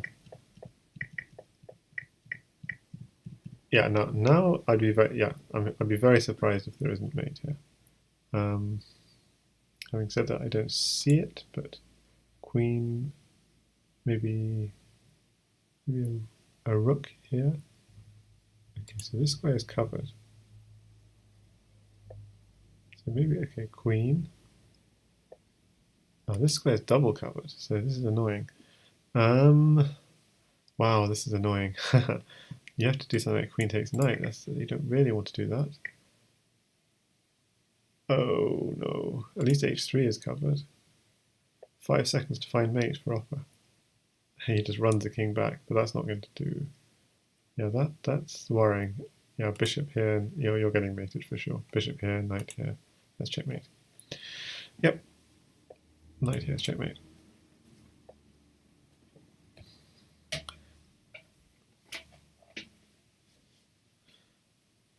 Okay, so nice play from Yasser, but let's see. I think it's worth starring that game as well.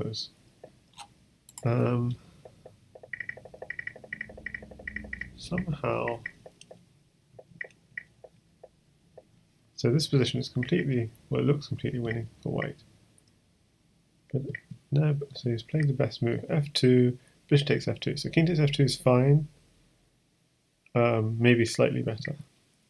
But bishop takes f2 is not too bad.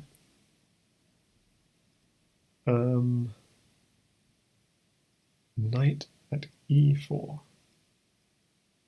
Now, sometimes the computer comes up with the craziest things. What is it talking about? Knight at e4? What? Okay, that's not the craziest thing. That's what was played. I was thinking it was white's move. Okay. Takes.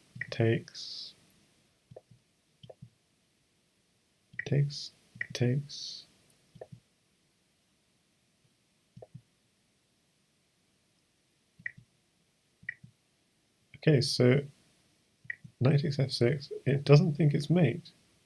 King takes h6 is fine. Wow.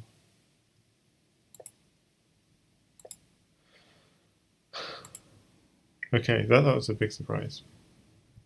So that was the mistake. Not taking the pawn on h6 and saying, actually, it's not mate.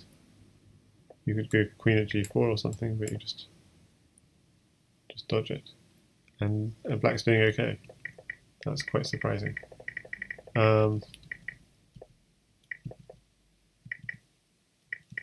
Was there any other move apart from bishop takes h4? No, not really. Queen f3, perhaps. So king takes f2 was possibly slightly better for white, but nothing special. Okay, let's get back to the live action.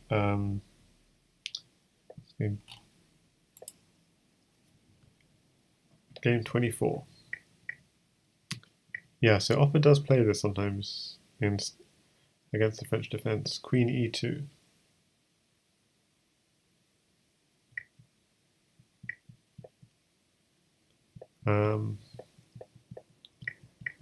It's a good way of getting people out of book.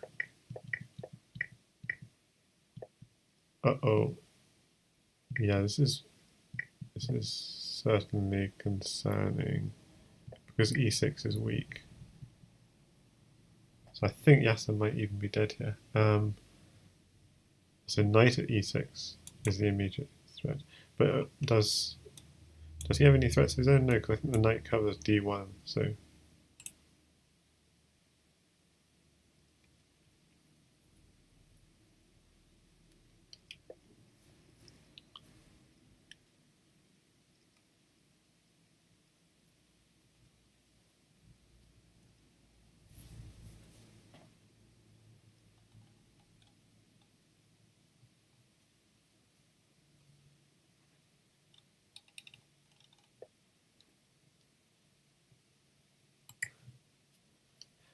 yeah, so Opera in the Discord chat saying, I'm so lucky sometimes, because yeah, there was a period of games during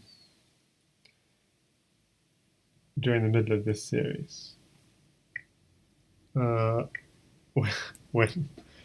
Yasser was being overly, Yasser was completely commanding a position, and then Opera came back and won, and that happened at least a couple of times.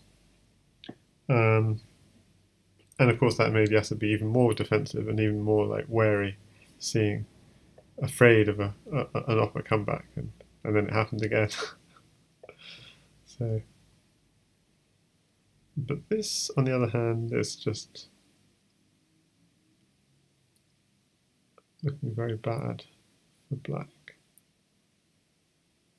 I mean, maybe just clear away the back rank.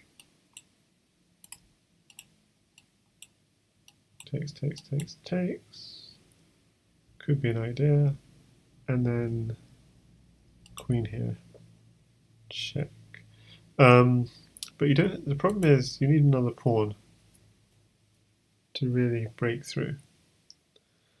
Okay, yeah. So he's going for rook at g8, which will be mating. And Legion Destroyer says black is winning for sure. Black is winning.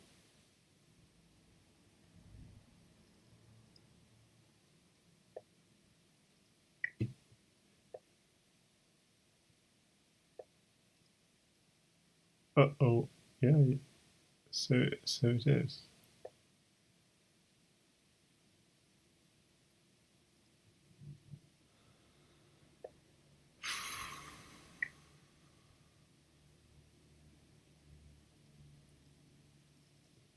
Yeah, I find it incredibly hard to assess.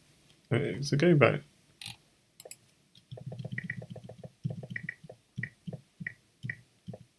So you want a rook, but yeah, I feel this e6 is. So he sacks to get in. Oh. So the knights are doing a good job covering. So who is winning? That's the question. Lone Wolf reckons white was winning but isn't anymore, sort of thing. And again, we have queen at g8 as the threat. And yeah, I find it hard to. I guess you could go knight at f6 and hold on.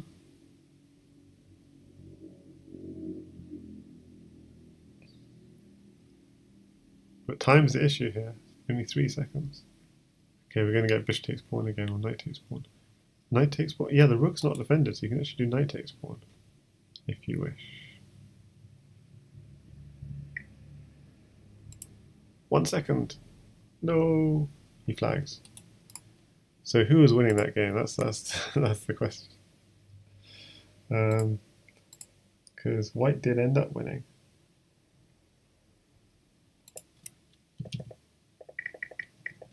So it's at this position. Yeah, white's winning here.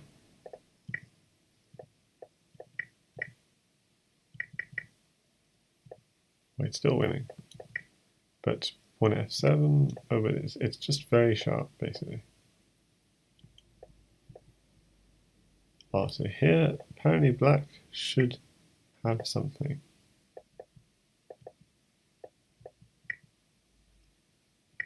But it's just very sharp.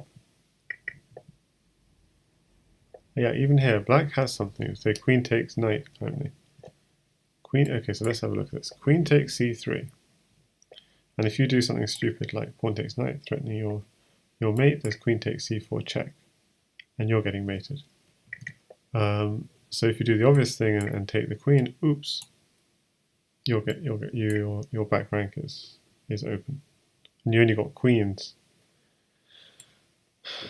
You only got queens to cover. So if you go king e2,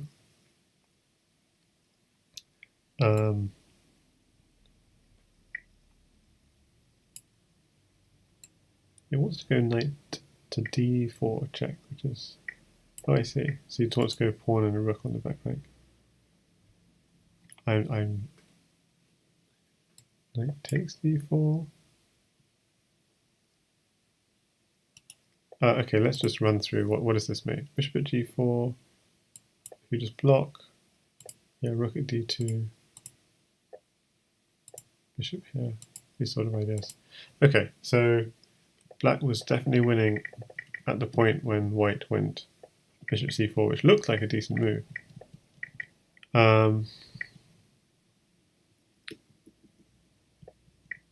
Yeah, and although possibly earlier white had been winning.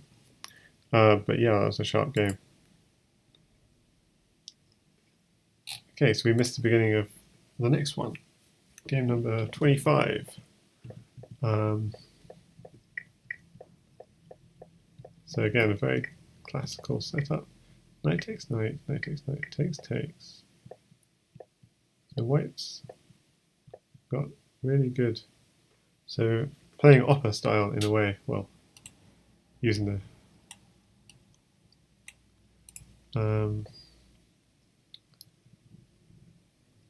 yeah, this knight's not.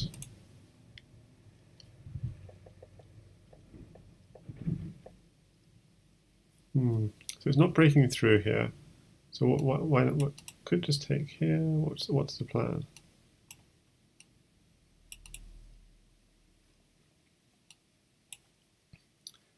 And then you'd have a knight on. I guess the plan is you give up the queen, but you've got a knight on h5.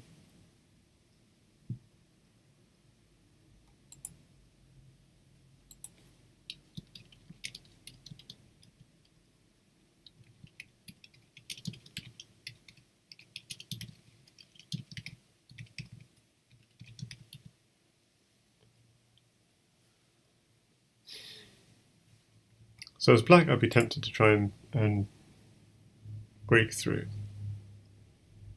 But maybe knight takes bishop is a problem.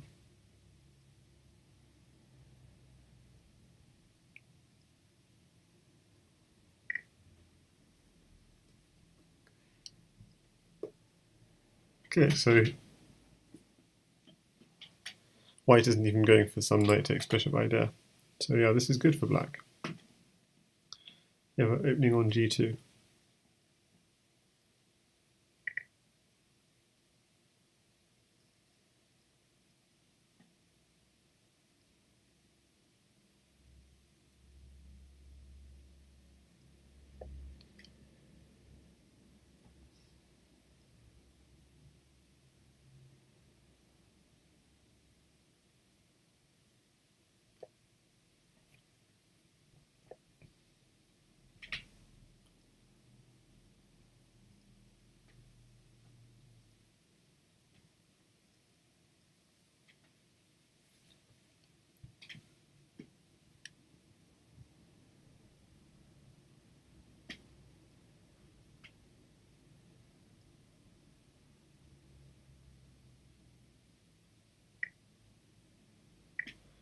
Okay, is anything breaking through here? And in the meantime, is anything happening here?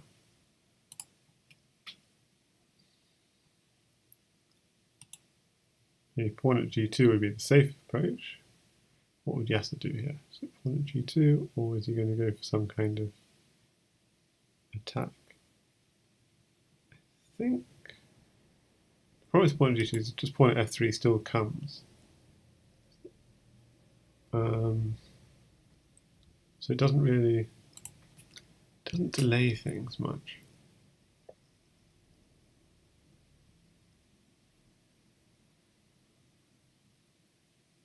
Yeah, I think black's doing really nicely here. Those knights. Yeah, now with that move, black is, winning a piece as well. So opperwezen, I think it's going to take this one. I'd go pawn at g2. Just, yeah, okay. I lose the piece, but I'm going to be really secure.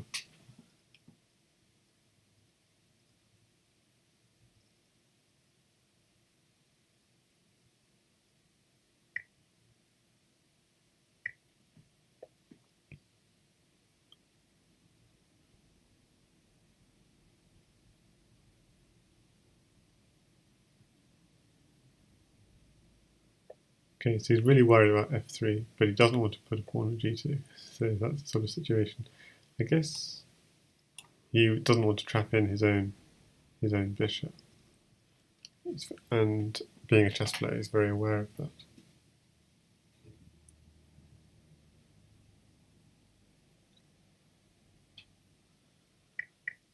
Okay, queen under attack, and he doesn't care. He gives away the queen just to try and keep some control, but pawn at g4, white, still annoying. So black.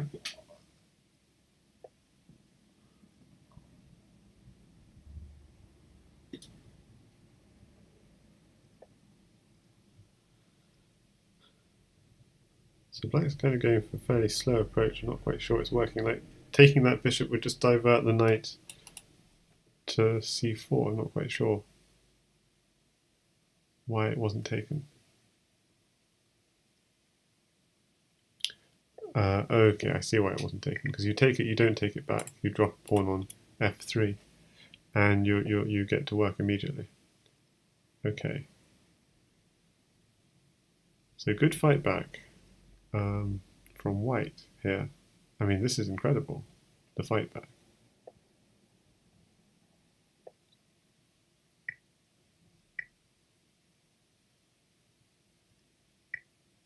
Ooh.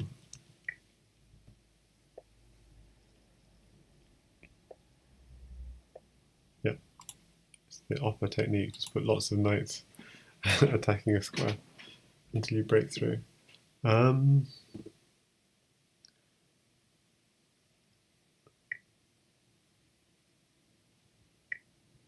what's the idea? You don't want to give away pieces for pawns continuously. I feel white's giving away too much now.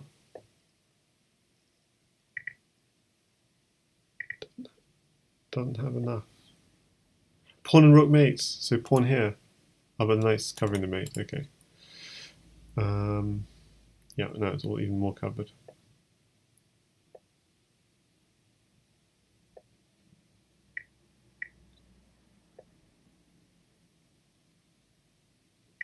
Rook takes knight, but he just takes the queen, so this check is not as lethal.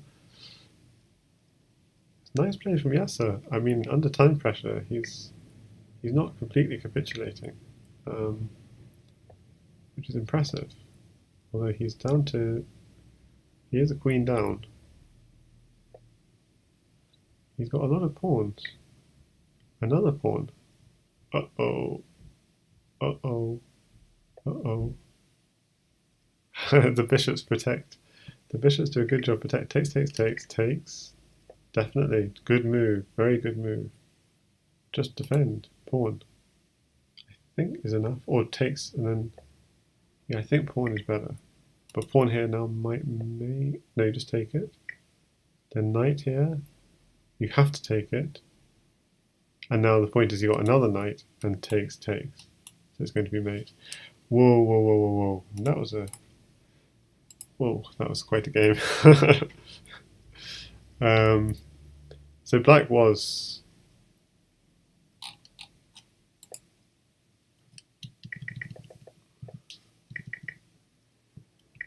somehow... Yeah, in this position, black's got a really nice position. Looks completely in command, but really good.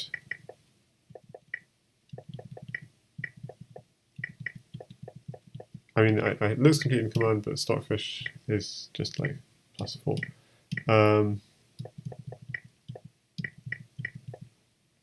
Okay, so white does really good defense.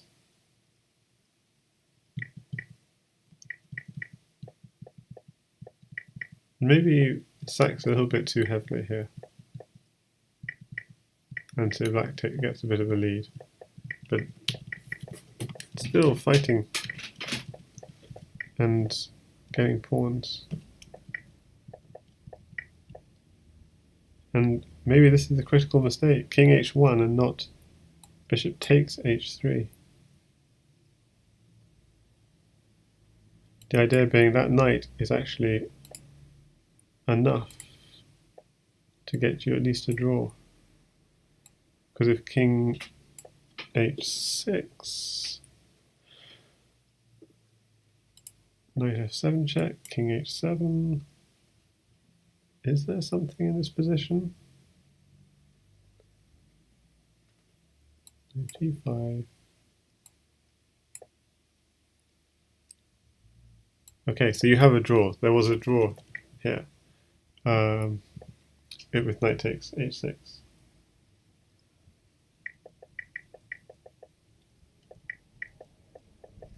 Despite giving away all the material, just a single knight could have got the draw. Interesting.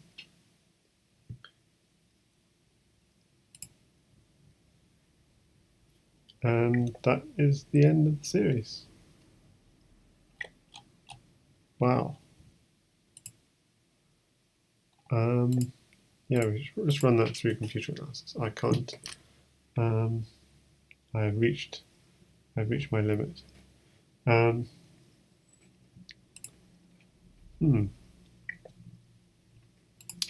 Okay, so really some fabulous games.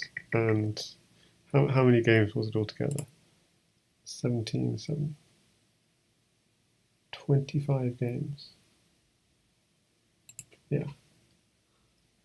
25 games. Yeah, so white can get a draw with this knight at f7, knight takes g5. Repeating idea if you a little bit earlier. Yeah.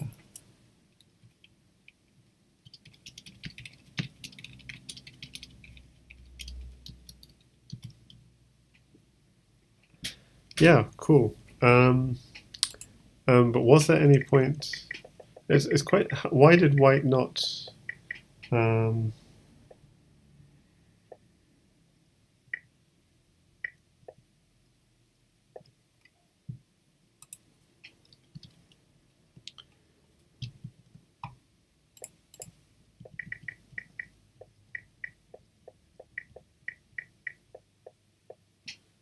Yeah. How did black send? I thought black was really in good shape, but I think white really defended incredibly well with these bishops. So like in this position, bishop at h1. Okay, they're actually starting again. This is wonderful.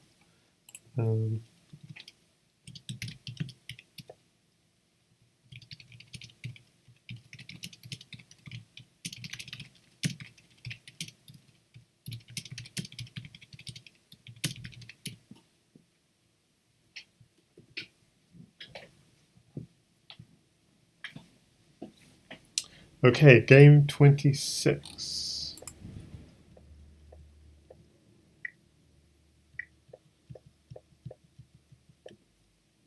So we've got the sort of uppers variation of the French defense. Yeah, the CWC cross table is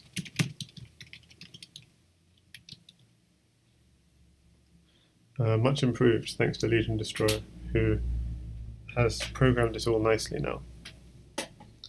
Because Messy Answer did a great job just setting up the table, and I was just helping update it. But Legion Destroyer made it look really, really sweet.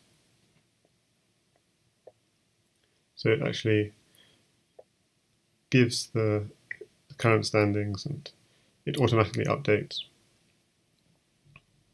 When you put in the results, it automatically updates who's in, how everyone is doing.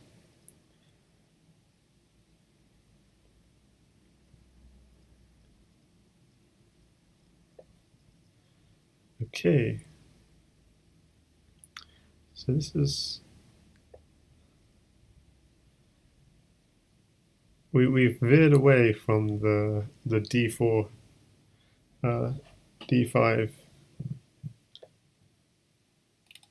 because Opper started playing e4 and playing some French defense against Yasser. So the original title of this stream was a feast in the London system. Oh, so I should have seen Opper said 5-minute break, so that's why they're just back now. So we're going to go to feast in the French defense now, maybe. Okay.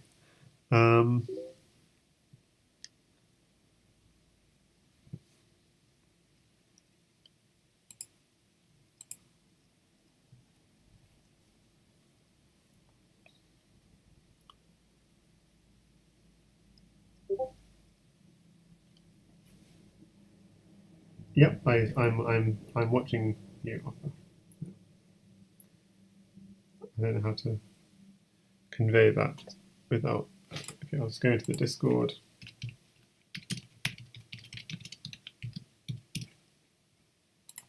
There we go. And go into the Twitch chat. Yeah, okay.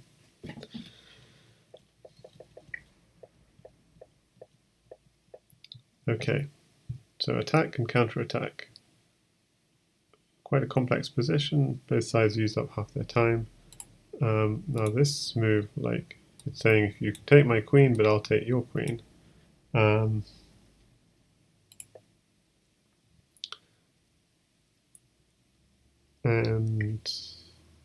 yeah, it's unclear what to make of that. So why not just take the queen? Because if you take the queen, then yeah, the last couple of games, I have to admit, they've been quite tough to commentate on because it's been quite complex stuff. Yeah, now we've got an attack on d7, rook and queen both hitting d7, but then queen and knight were both hitting. I mean, knight takes c5 was on, but I'm not sure if there was anything. Why?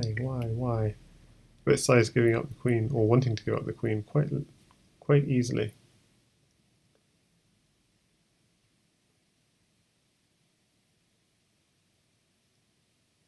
I mean, it feels black is strong here. Just gives back the queen. Yeah, that's what I was thinking. E3 is. I don't know if there is anything there, but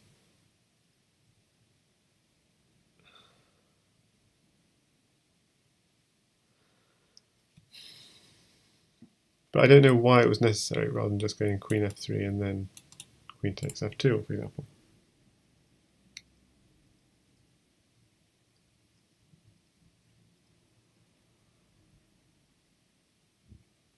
Okay, so you can take this.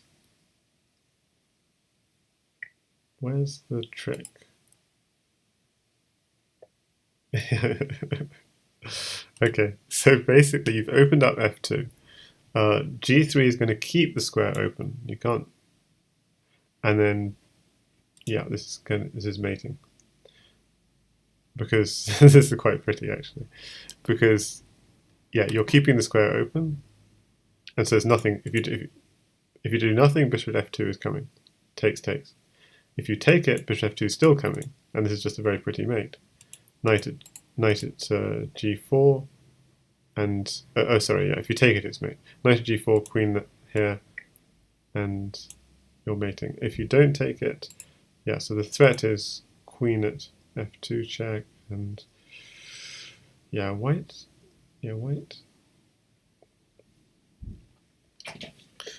Okay, if white had a bishop,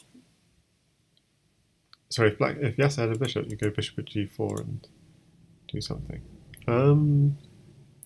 Yeah, maybe knight at d4, but that just picks up a rook. That's not much good. And in the meantime, this rook could actually be a serious threat down the h file. Yeah, this is serious. Knight check, king here, rook takes pawn check. This is something that has to be taken seriously.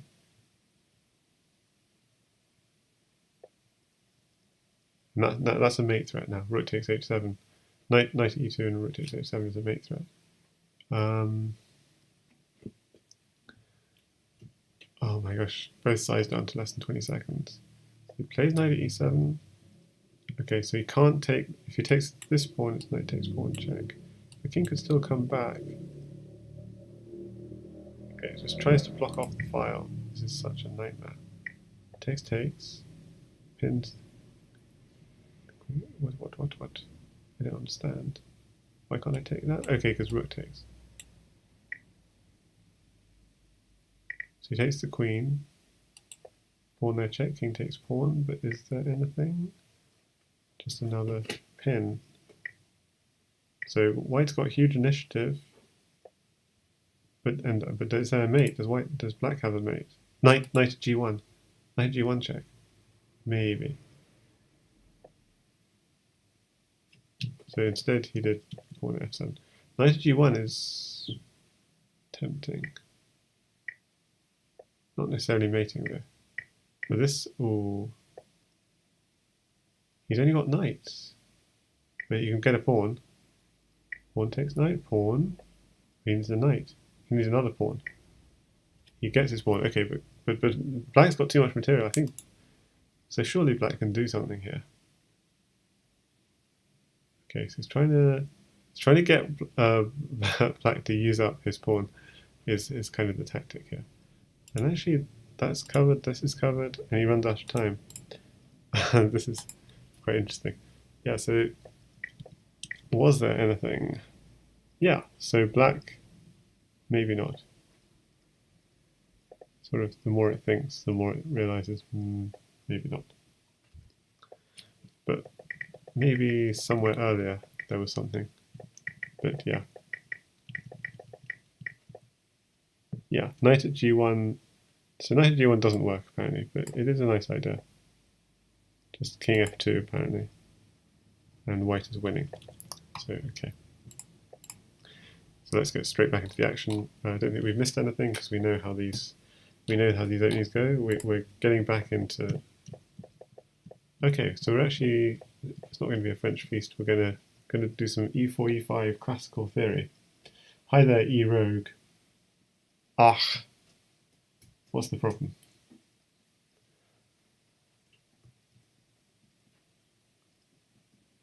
Opper too strong? Is that it? Yeah. Thanks for the stream. I didn't know Yasser was on Lichess. Wow, that's really cool that I've introduced you to Yasser on Lichess through Crazyhouse. Yeah, Yasser's been playing a lot of Crazyhouse on Lichess for the past year. Or for the past, say, 8 or 9 months. He's been playing against all the best Crazyhouse players in the world, and because he really enjoys Bughouse. And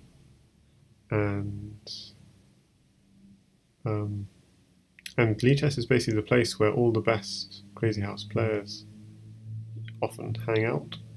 So in particular, Jan Lee from Australia plays very regularly. And not only does he play, he's actually been commentating on the candidates matches in the World Championship of Crazyhouse.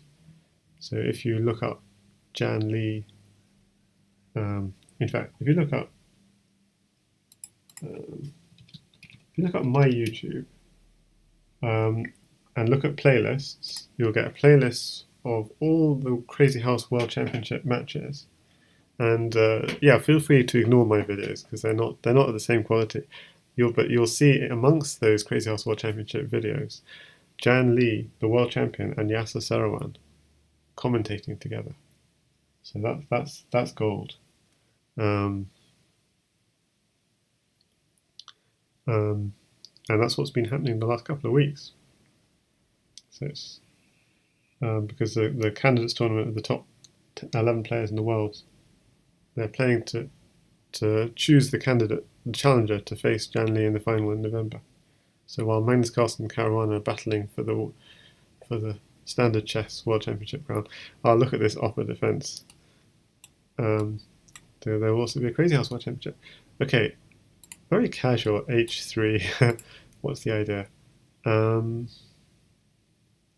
So he obviously doesn't want bishop g4 or but pawn at g4 is kind of invited by h3. So I'm not sure about that. Let's see. But yeah, I like this move, pawn at g5, but very interesting, the offered defense. So the dark square is just defended. And bishop e6 seems very casual, like no urgency. And the thing about Crazyhouse, you have to be a little bit urgent in the way you play, because if you hang around for one or two moves, your opponent's going to start sticking pieces around your king and launching an attack. So time is very important. It's not like in normal chess, where like in an endgame where you can make sort of 30 pointless moves and say, okay, I'm going to play seriously now. Can't do that in Crazyhouse. You really have to. Every move counts.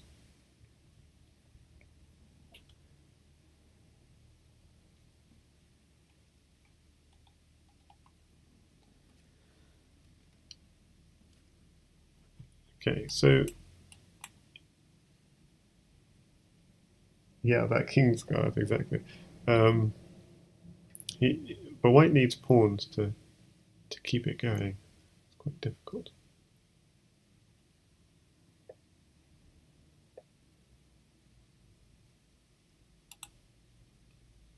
So he's trying to get a couple of pawns off here, and I think he'll get them. But then he'll lose g4, that's the problem.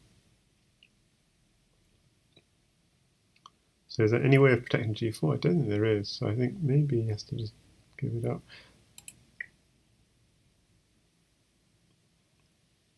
If he takes the knight, he might not take back the pawn, he might go straight. Okay, but he does go with that.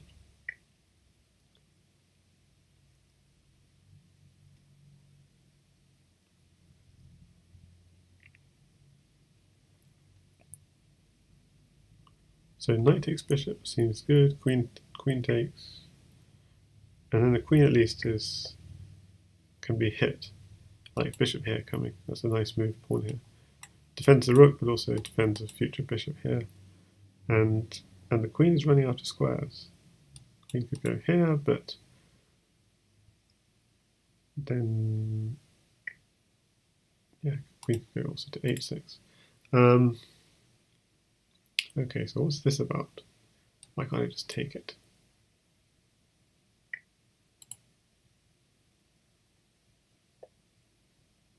He's up to no good.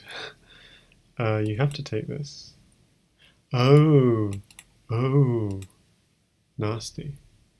Okay, so you have to take it because otherwise, I think you have to take it. But he's got two knights coming in.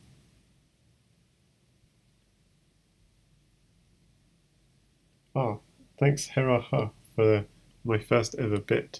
I'm not sure what to do with bits, but I appreciate the symbolic gesture. And yeah, I'd say encourage people to play Crazyhouse is a good way of supporting the stream, and follow my Twitch and follow Jan Lee Crazyhouse Twitch, and follow YouTube, and join the house Discord, and all the links are on my Lichess. So it's a little bit of yeah, it's just difficult. A knight's coming in on f3, and it's not immediately mating, but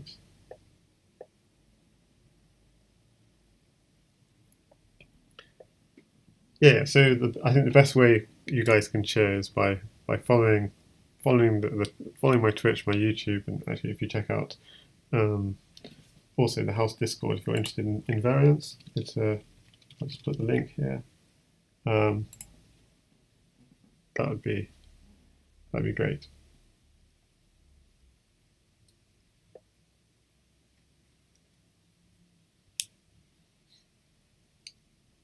Okay. Well, thanks eRogue as well for the 2 bits. So my first 3 bits today. Like I said, I don't really know what to do with bits because I think Twitch basically. Oh, thanks Haraha. Obviously, Twitch makes it all very complicated. So, but I appreciate the support.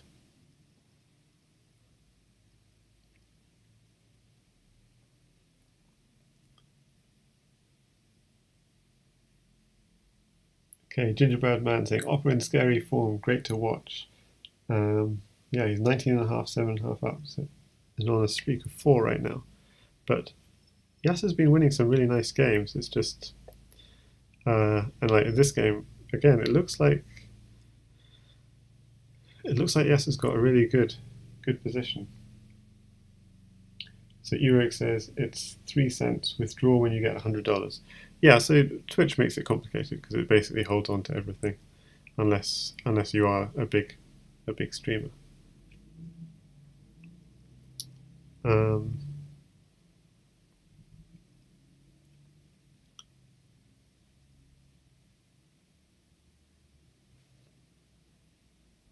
So I'm obviously not doing this for money. I'm doing this for the love of the game and so on. But you're too kind, Rogue. Another 4 bits. We've got a bidding war going on. Well, thanks, guys. Oh, and thanks, Haraha, for another 4 bits. Yeah, so it's now Oppa playing this very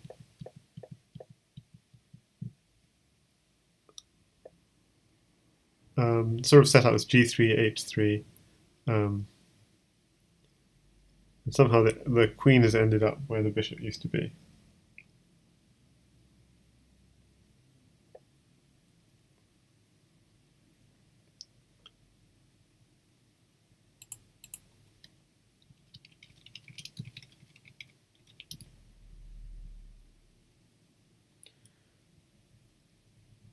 Actually, I might have got that wrong. It's Rothries. Is it Vincent or Victor? I've forgotten. But yeah, it's on his profile. Or is it? Oops.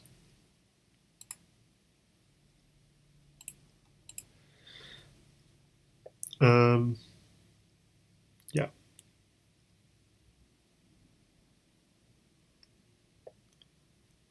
Okay, so he wants to get a queen.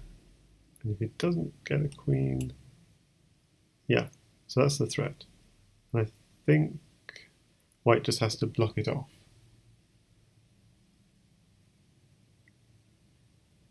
So in the meanwhile, in Twitch chat, eRogue's just offered another 4 bits, so we have a bidding war going on.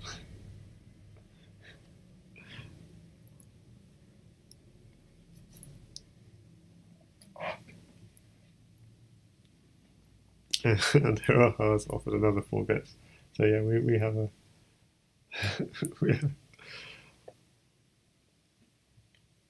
But as I said, guys, you should join the Discord link that I gave and follow my Twitch and YouTube. That's the best way of showing support, I think. But it's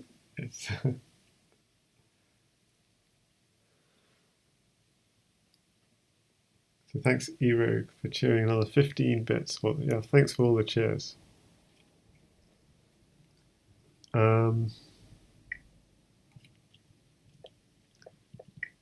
Okay, so the threat is queening, and you can't take back the queen because the rook would pin, and you can't take the rook because the queen would take back.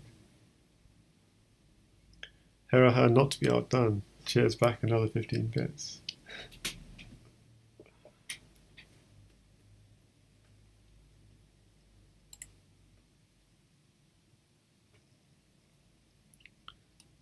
Okay, yes, it's a nice move. Okay, take the bishop. I think maybe in this position. Yeah, he went on a counter. Maybe blocking off was better, but maybe not. Yeah, I think I'd have gone bishop at f1, but we'll see. He's on bishop at f1 now, and maybe he just wanted to start some kind of attack, something on h3, for example. Yasser is going to take all the pawns he can.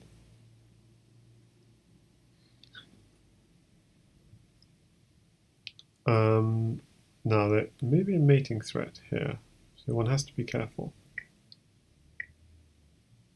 Yeah, so if you this knight is also coming in, so if you don't pay attention to g7, there are mating ideas.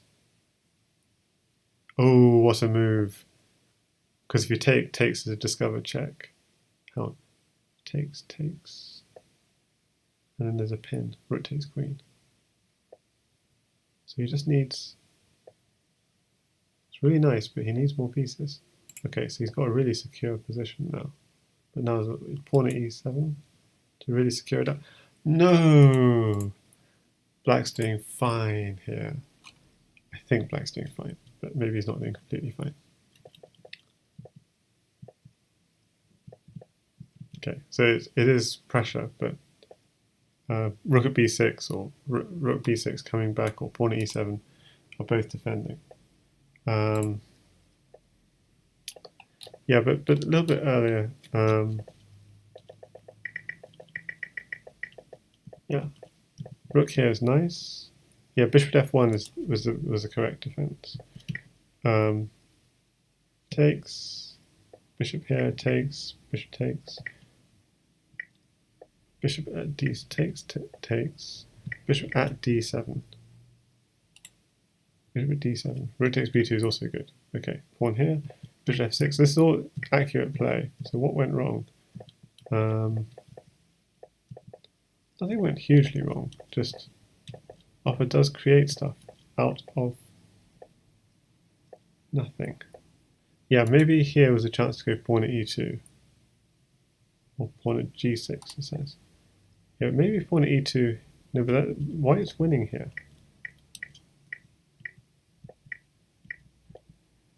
King h1. Yeah, so this visually looks really good, this bishop at g1 move, but maybe it's a mistake. Which is sad. Yeah. Okay, so we're into game 29. And we're back to d4, d5. And yeah, let's just catch up with the live action. We've got this Opper playing this c5. Okay. So Charlect says, yes, I'm a university student and new to chess, but I'm very competitive and can't stand losing in games of chess due to my incredibly bad mistakes in hindsight. How do I stop being so frustrated and quitting? Okay, so I'm not Yasser, by the way. I'm okay, OKEI on Lichess. And I'm watching Yasser Seirawan play against opperwezen. But I am like you, a big fan of Yasser, and actually I took I made a study account for Crazyhouse called Seirawan-student on Lichess. So you can't stand losing games chess due to my incredibly bad mistakes in hindsight. How do I stop me so frustrated? Yeah.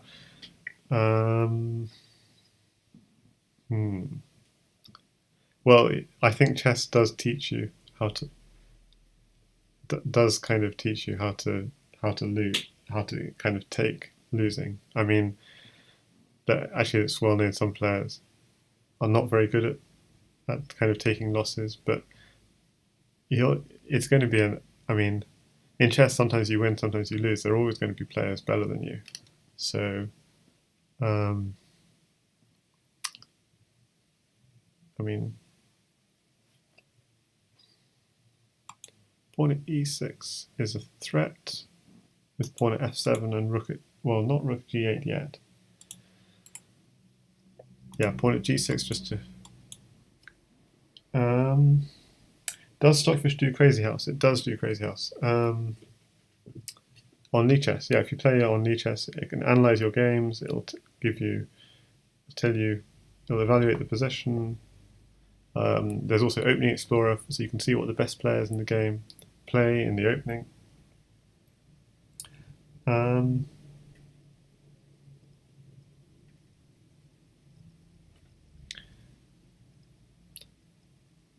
Yeah, so chess can be very frustrating when you're losing a one position. I mean, yeah, if there's anything that can make you swear, yeah, something chess can sometimes be like that. But it also kind of teaches you to kind of keep a calm head. Ah, now this is really interesting. He wants knight takes bishop because then there'll be... That's a sneaky move.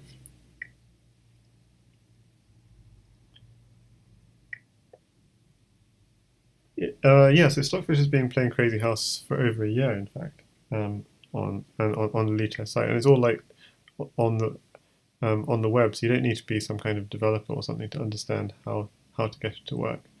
Like I can't get Stockfish to work on my computer, and a lot of people on Macs can't. But the Lichess web browser, especially if you use Chrome, it works quite nicely, and you can even ask it how many of your CPU processors to use, whether to give you the 5 best lines or just the 3 best lines or just the 1 best line, whether you want it to show you the best move on the screen, lots of stuff like this.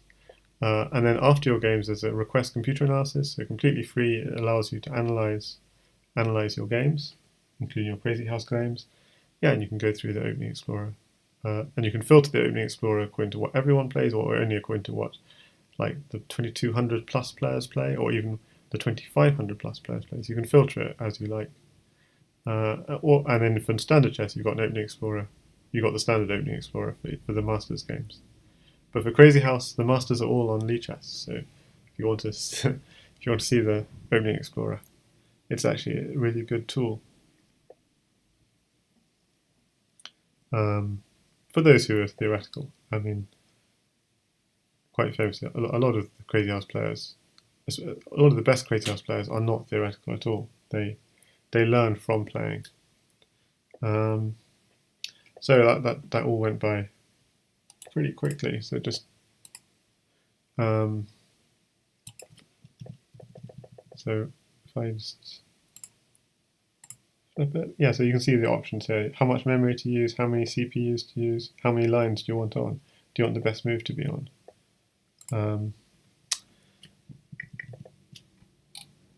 Okay, yeah. So this is Yasser is very good at this sort of working his way in.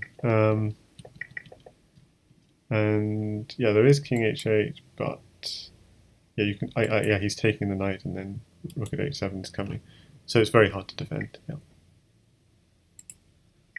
Okay, game 30. So yeah, Yasser is still fighting.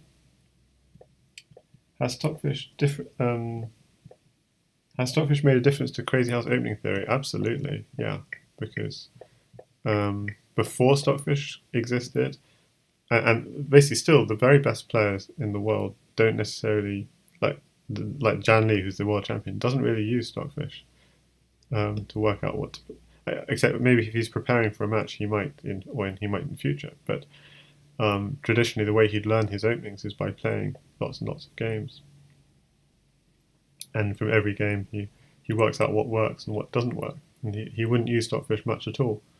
Oh, g5 coming. But definitely the weaker players can definitely learn from their mistakes using Stockfish and see what are they doing wrong in the opening. Somehow Jan Lee can work that out for himself just by assessing. But yeah, for weaker players, it's definitely really useful to look at the end and see, well, how can I improve my openings. But unfortunately, that can be used as a tool to to make your openings a little bit invincible as well. But of course, because white has a big edge as the one who starts, and so it is maybe suggested maybe, for example, even e4, e5 is actually one for white if white really knows his openings really well. But it's still too big an endeavor to really like guarantee a win. E4, e5, but and then there are still openings which are still uncertain whether they are white wins or not. Like e4, e6 is definitely not clear. If the French defense is a win for white, e4, d5 is not clear, and e4, e5. The best players still play e4, e5, even though the engines might think it's a win for white. But yeah, so definitely lots of players try and come up with novelties using Stockfish.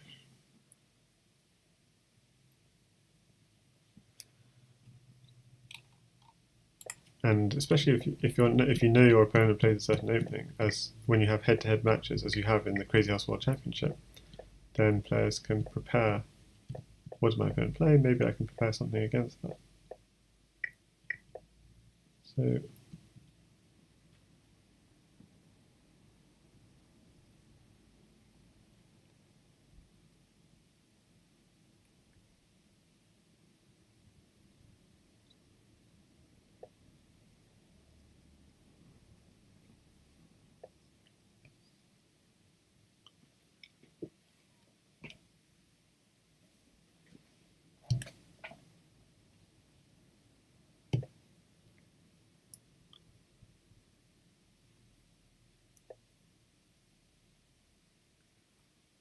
okay, so that's under threat, and e6 is also under threat.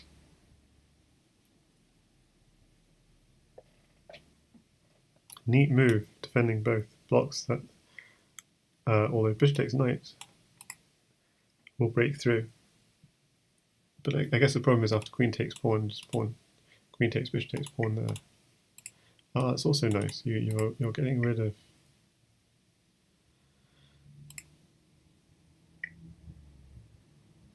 You're getting rid of the attacker, so that's nice.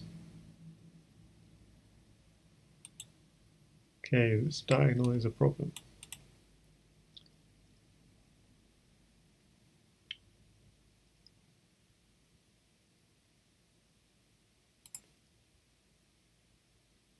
But the problem is, if you look at Opper, look at how he directs his forces on one square. This is what impresses me the most about Opper, actually, the way he does that. And I imagine he'll put a pawn on that square and get to work. But or maybe he's shifting focus to this square. So he'll be moving in like this. Yep. Okay, so this diagonal is a problem. So this is the sort of thing where if you were to take this bishop on this diagonal is very important. You should always replace control. So I think, yeah. Okay, what on earth went on here? Because Opper has just gone crazy with queen takes pawn, which is quite a beautiful move, because if you take back knight takes pawn, it's smothered mate. But Yasser's just ignored it. Takes the knight. Now why is he doing that? Okay, so whenever you take off a piece off diagonal, it's really important to replace your control.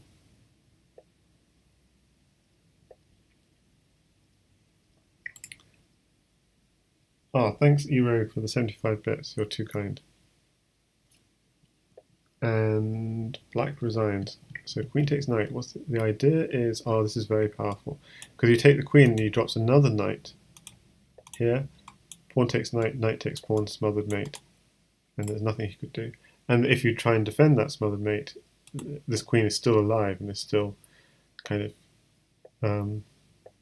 the queen can kind of kill any defender.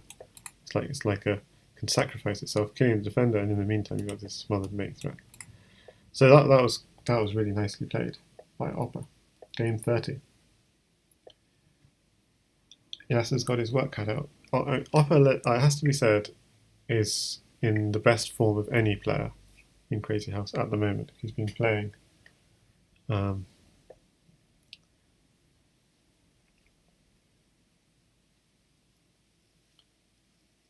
Oh, thanks, Hera, for the 85 bits.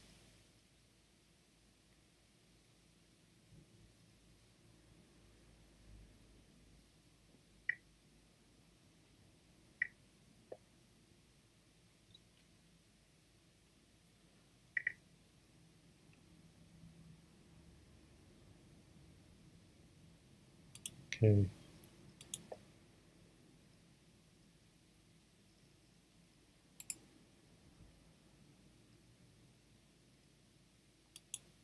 Pawn g7, no, doesn't really work. So, yeah, Opper's trapped this bishop. It's kind of must be very annoying. Because you don't.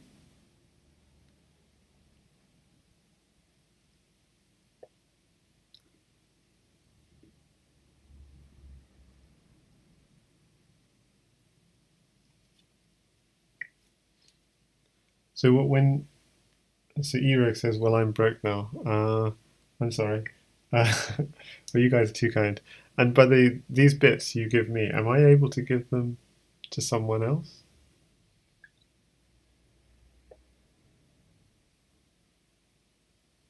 Like, could I give them like Jan Lee? He does a wonderful work actually streaming with Yasser. So could I give it to? Could I give to Jan Lee and Yasser, for example? Because they do a lot of great commentary for the Crazyhouse community. Okay. Looking dangerous. It doesn't have a queen, but it still looks a little bit dangerous. Because, yeah, if you went this way, I think it was mating, because pawn here, knight takes. No, it's not mating actually, but it's just interesting. Queen takes, pawn takes, king takes. Yeah, it's very close to mating if you went this way. This way, the king's got a little bit more luft. So a little joke is like, if the king could have like a safe square underneath the board where it could just kind of pop down into safety, it could never be checkmated, and so you could never mate it. So if the king has some square it can run to, it can never be checkmated. So hence there's a famous Crazyhouse player on Lichess whose name is All You Need Is Luft. You just need that one square which your king can run to, and you can never lose a game.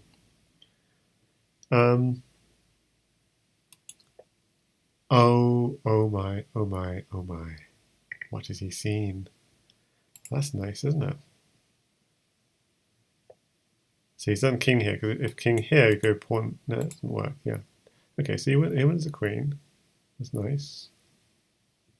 But is there a mate in return? Oh my goodness. Rook here, check? No, it doesn't quite work. Yes, rook takes pawn and rook here check is mating. If you just go, yeah, he's going to get mated. If you just went king here, then you'd get mated. So king takes rook, knight takes rook, king here, queen here, king takes rook, then knight takes bishop check. So that was a really nice finish. I should show the full combination for the sake of the viewers. Okay, let's just go. Okay, so if he goes king here, you just dump a queen here, check, takes, takes, takes, and here check, and here's checkmate. Can't get out. So he has to take it. But if he takes it, what he does is puts a queen or a rook in the corner. Oh, so it's suggesting actually queen. Yeah, this would have been even nicer. Queen in the corner. And so he has to block. And then, oh, yeah, that would have been even sweeter. Pawn f2 and king here. Okay. Yeah, I hadn't seen that. So what he did instead, though, which is also very nice, is rook here, king takes rook, knight takes rook, king g1, and now you can put another rook here, here, and you go knight takes bishop, I assume, and knight takes bishop, and you have to come up, and now you've got a bishop and a queen and all kinds of stuff. you've got him out in the open. So how to finish him off? Because if you just queen here, he could run this way. Yeah, but that's fine. I think that should still be fine. Queen here, check. Okay, so this isn't the best way. King f5. So why is it not the best way? Because you can run back. Okay. So I'll just so pawn at h5 apparently is good. So if he goes there, queen here is checkmate. So he has to come away, but then queen at f6. So the pawn stops him from running. But the point, yeah, the point of this trick is this idea of rook at h1 here. So then you win a rook with check, and then you've got him. You got your pieces in. Cool. So that was game 31. So game 32 now is being played. And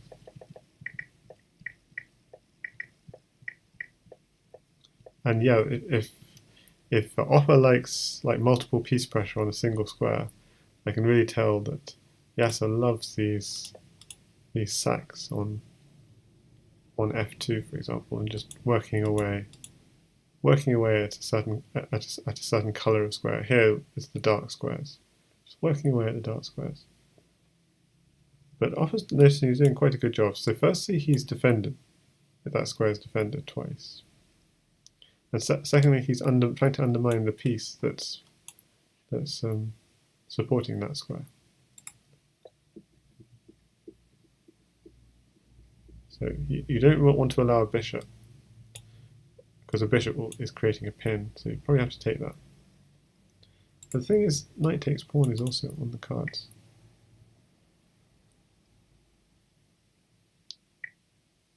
Okay, so knight takes pawn is no longer on the cards. Yeah, I don't know. I think, I guess because the knight was attacking the queen, it was annoying. Whoops.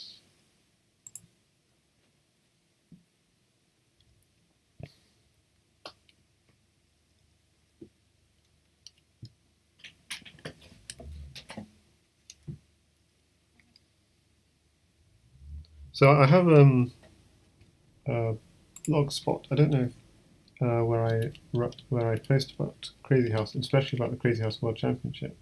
Not sure if blog will work. Yeah, that works. And yeah, the latest post there was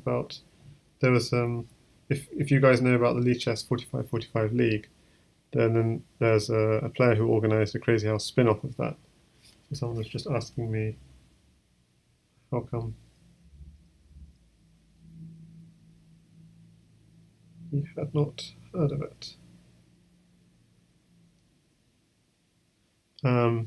But so that, I mean, yeah, if you enjoy playing longer time control, the Lichess 45-45 League is playing 1 game of 45 plus 45 every week, and so just a group of like 10 to 15 people started organising one where you could play a couple of games of 10 plus 10 Crazyhouse every week. So that's something which is just starting up. But much more interesting is the Crazyhouse World Championship, which is happening right just this month. So, for example, 3 a.m. GMT tomorrow will be the next match, and Jan Lee may be commenting on it. And if Jan Lee isn't commenting on it, then I will probably be commenting on it. It will be 4 a.m. my time.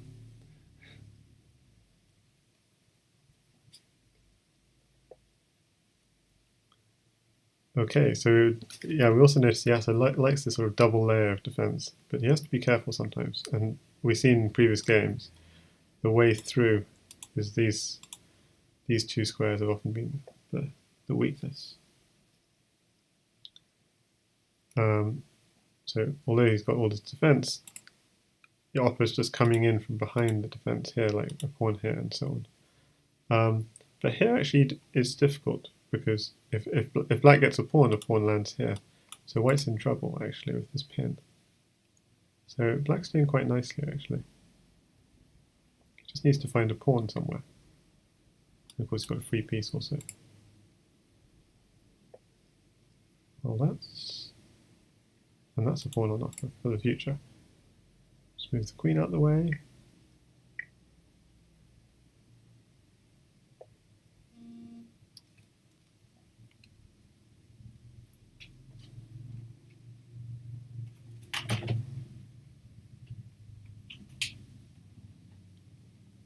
Yeah, queen is not such a good pinning piece because you can't sacrifice it.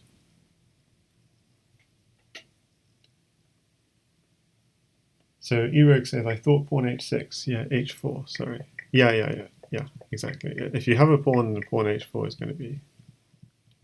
So notice how he didn't take this knight. I think the reason he didn't want to take it is because he didn't want to undermine g6. Okay, knight and rook. Can black do anything? Oh wow, he just wins the queen. So yeah, I think Opper's in trouble here, unless you can find something. He doesn't have the right pieces to... It's quite difficult to get in. So yeah, definitely getting a queen for starters.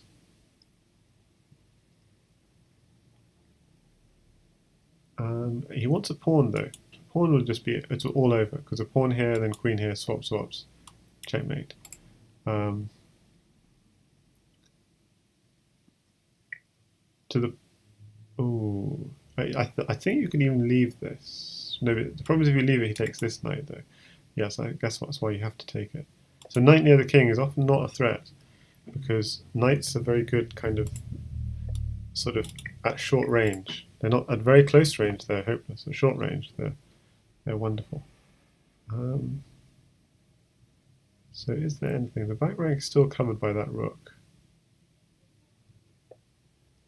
What is he trying to do? I think he's trying for queen here, but I don't think that really works. He was just trying to hit the queen, I think. So he wants to exchange queens and dump a queen here. But yeah, Opper's being resilient in defense. Yeah, pawn. Pawns are nasty. Because of... So can you distract the rook? Ooh. Rook here. Okay. He's breaking through. Queen takes knight. No, sorry, the knight will take back. That doesn't work.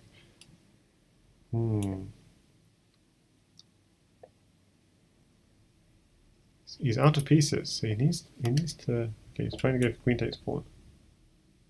It's a little bit dangerous because pawn here or something. And knight takes queen, but obviously if pawn here you'd have to step aside.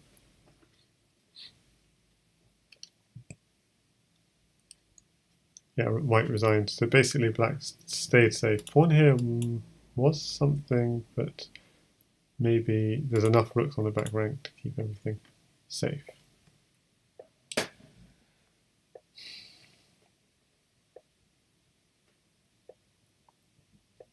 So Opper's got onto a bit of a roll, 22.5 to 9.5.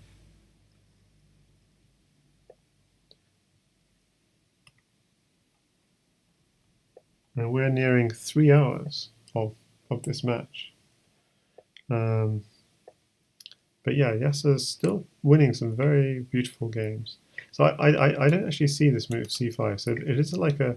Normally you recommend Crazyhouse players just don't move your c-pawns because you create a weakness on c7. And that's a very important...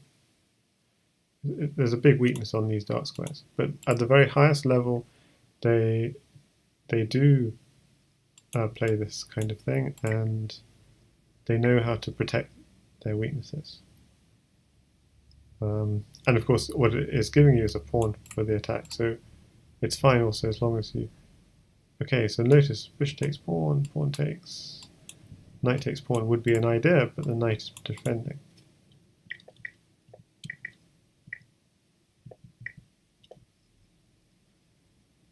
So actually knight takes pawn was an idea in this position. And maybe not any good, but it's an idea. But he went for pawn takes pawn first, and he's trying to undermine this knight for just this very reason, which is why the knight will for sure take. Yeah.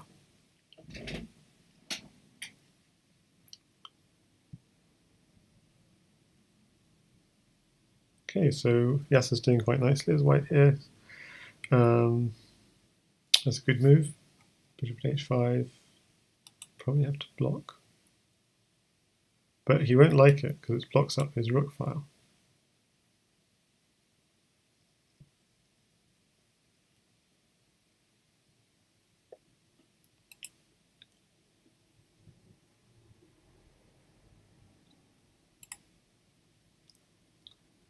Just out of interest, how long have I been going for so far?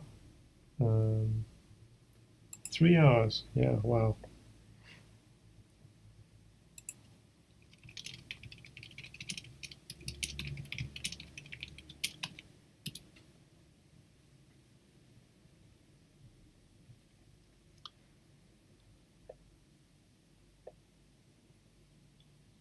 So when I actually started this, I hadn't actually had lunch yet, and so I've been holding off lunch for 3 hours. And these guys are an hour ahead because they're in Europe and they just finished lunch. But it's fine. Okay, so he doesn't want to swap off bishops. He wants to redirect. Okay, notice the double attack on potential weak entry square on c7, but also potential sack on g7. Haraha says okay is okay and finish. Yeah, I've been told that since. But I mean, the real origin of the name. Oh, look at the threat. The real origin of the name is just because it sounds like okay, and it was the name of a fast food chain in Austria when I visited Austria about 15 years ago. So I decided I wanted that as my online name in general because it's easy to remember for people, and it's also kind of a thing is I'm not brilliant, I'm not like the best in the world, but I'm okay. And yeah, then since then I've met some Finnish people and they told me. So there's some very good Finnish Crazyhouse players. And yeah, they told me that the OK is Finnish name. And then also I learned that it's also a female name in Japanese. So that was interesting.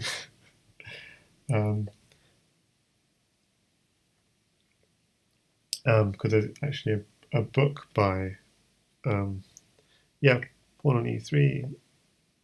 Yeah, notice he doesn't want to take. Why not? Because I guess, I guess he's going for an attack.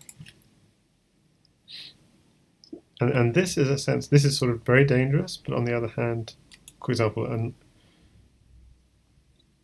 if these two squares aren't defended, this can be very dangerous. But it's like in normal chess, if someone, in the King's Indian, if someone takes your pawn on h2, if you take back, you're opening up the file and you're in huge amounts of trouble. But actually, if you can not take back, actually, he's trying to use these as kind of defenders. It's a very dangerous thing to do, but it is sometimes possible. And I get the counter, the refutation of using your opponent's pawns as defenders is exactly this. If he takes this pawn, bishop drop, king takes bishop, knight here, king. If the king goes back and he has another pawn, there will be mate. So that's why he's just picked up this pawn here. So he wants to do this thing of pawn drop, king here, knight here, and if he goes back, it's mate, so he has to go up. So it's not quite mate. There's a little bit of space. Okay, so he's threatening mate. Ooh,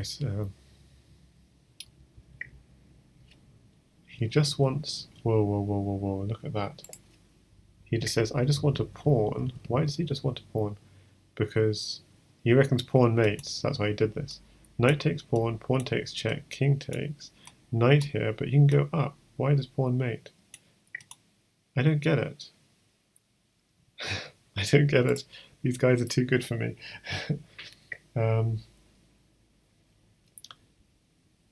He's got a queen now, so it looks much more scary. Because at the end of this line, it would be knight here and queen here check, and that would be mate. So I didn't see why I didn't just take the queen. And now it's real trouble.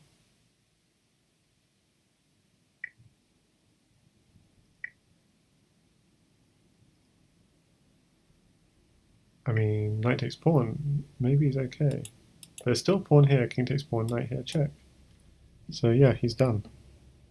Done for. But let's just quickly have a look. Let's quickly have a look at that.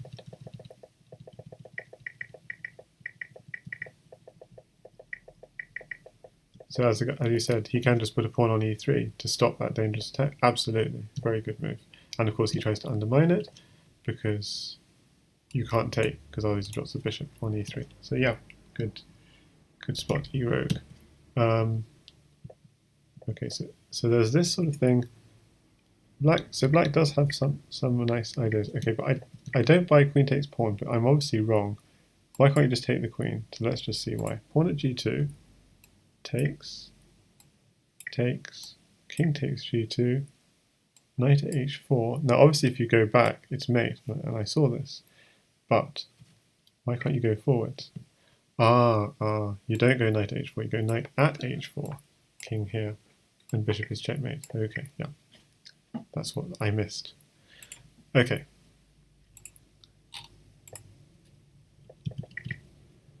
So we have now we're back to the weird French defense that Opper likes to play to get people out of book. So it's game 33. Yeah, I think this looks really bad for Yasser. He's losing a piece, for sure. How did this happen? That's all good. Okay, the queen is under attack. I'm being slow. So it's not so bad. Oh, pawn takes pawn. You have to go rook g8. Hang on. Yeah, pawn takes pawn is powerful here.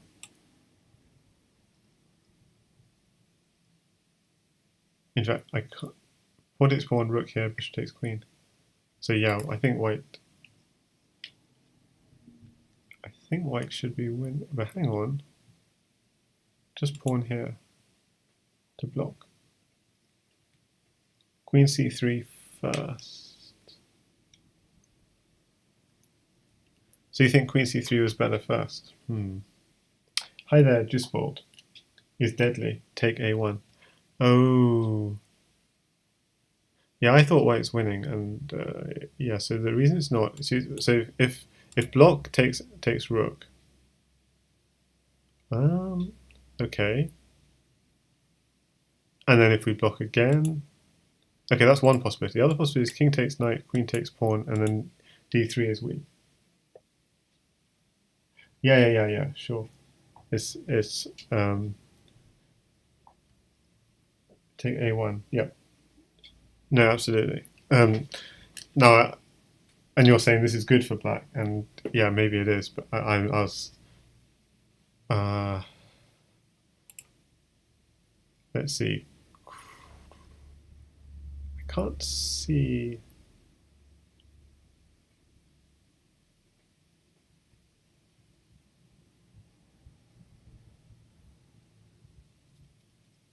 Yeah, now maybe rook g8 because he doesn't have anything more. Yep, good spot. Schwanet says queen takes d1 maybe. Queen takes d1, king takes, rook here, king takes, knight takes pawn, knight takes knight. Yeah, it doesn't really.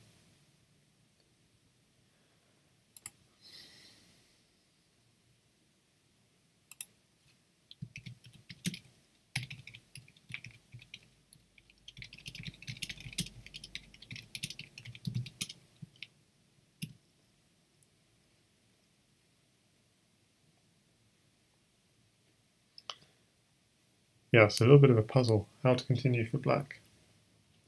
And yeah, thanks. So Juicebold is the lone wolf, so thanks for your expert input.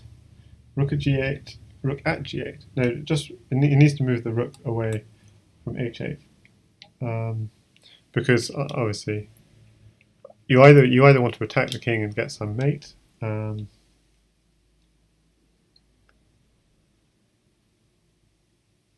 Ooh.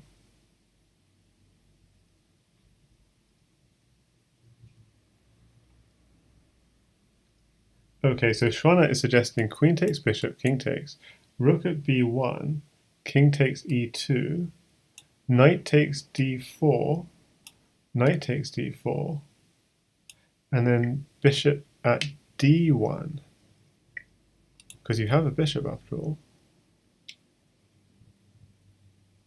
Bishop at d1. And then the king then has to go to here or here, and wow, so is there anything here?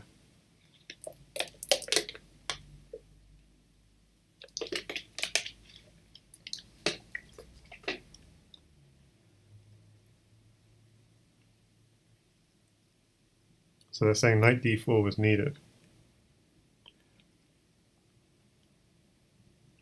I mean, he's got queen takes bishop, but then can you mate with just a bishop?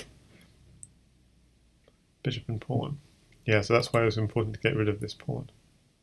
Oh, but maybe there's some way of getting the queen involved. Nope, so Yasser runs out of time. Out of fuel. So let's look at the Schwanet line. So it's king takes, rook at c1, rook at a1. Really? So rook at c1 for some reason the computer likes. King takes e2. Knight takes d4. Knight takes d4, bishop at d1. Okay, so now the king has to move forward to d3 or e3. And what is the continuation? Well, yeah, if you go to d3, you just take the bishop with check. So king to e3. Then you're taking the knight with check. King takes. And Stockfish sees mate in 12 here. So it's not simple, but wow. And here you're taking this bishop with check, and Stockfish also sees mate in 13. So without going into the details, wow. Schwanet is sharp. Nice. But rook at c1, I don't know if rook at c1 is crucial for that or not. But it seemed like Stockfish was very keen on rook at c1.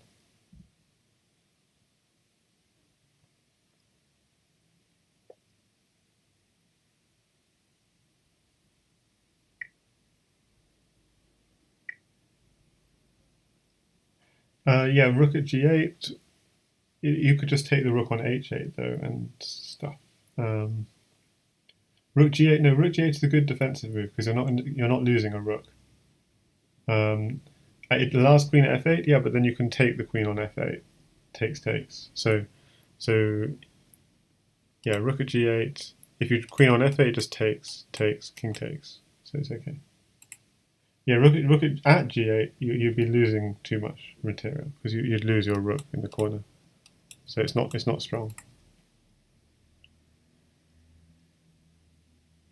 But yeah, that was amazing, that last game. I should star it actually, that if I haven't already. Did I star it?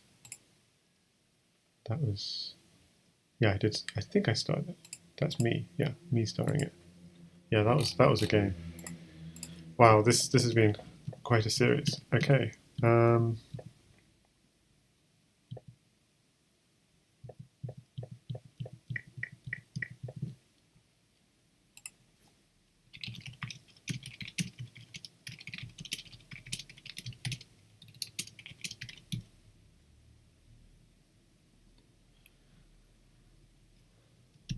Okay.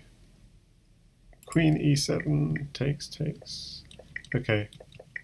So we've got more of the London system. We're going to be going for the e6 square.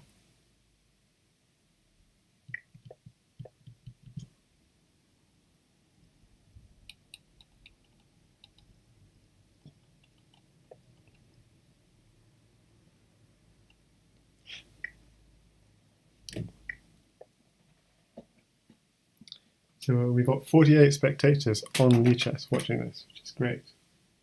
Oh yeah, the juice board is a lone wolf. He's very experienced Crazyhouse player, so he knows what he's talking about.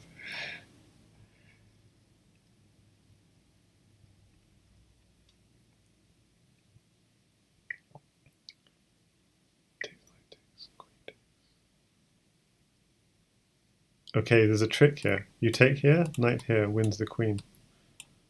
So this knight is poisoned.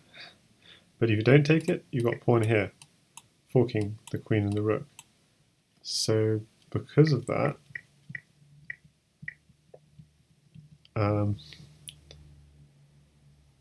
Yasser is going on a bit of an all-out attack. Oh yeah, that's the lone wolf catching my mistakes. Although I caught them myself, but yeah.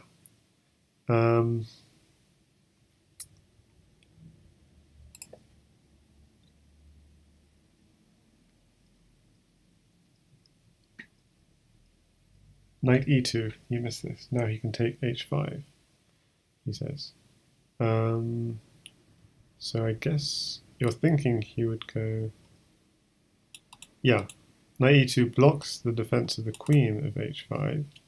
So he could take h5, but seems like he's still concerned with this square. So yeah, he could have taken h5, but didn't. So he's obviously concerned, what is he concerned about? If you take it, maybe there could be a drop here, but it seems everything's really well covered. There's no push. But anyway, Opper plays it really safe. Yeah, so quite a nice idea that, just blocking. And it's check, so it doesn't lose tempo even. So pawn here was also nice, but maybe. Okay, so Opper sacking the queen and really going for a mate. Okay, drops. Okay, now this is actually going to be really difficult actually for Yasser to defend because it simply takes, and bishop drop here. So it's almost resignable. I mean, let's see, rook here might be the best hope. But unless he can get something on the black king, his own king side is collapsing. Just simply pawn takes if rook takes. Another pawn or a bishop here. It's really difficult to defend. If rook here, you could even go knight takes rook and drop another knight. And the king can't go this way because rook here would be checkmate. So the king would have to go back. Yeah, this is actually going to work.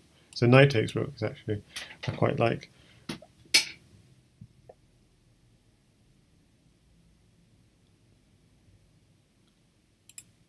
Yeah, white has to attack, but it just doesn't have anything.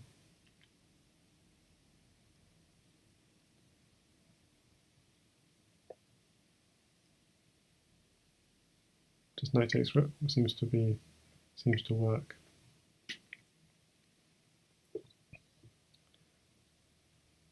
But actually, maybe not, because if knight takes rook, queen takes, and the queen is then defending everything. So this is a cheeky. You take the queen, drop here. Ooh, what? Takes. You want a bishop. Okay, you're winning the queen with check. If he comes here, you're winning it with check. If it doesn't come here, knight and the pawn of mating.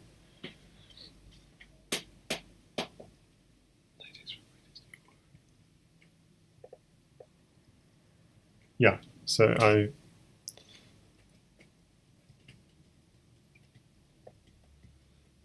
it was just innumerable ways, yeah, to break through.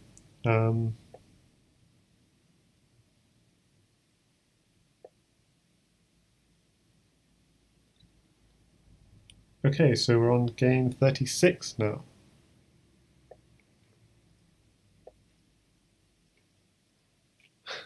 Charlotte saying, Opper too strong lately.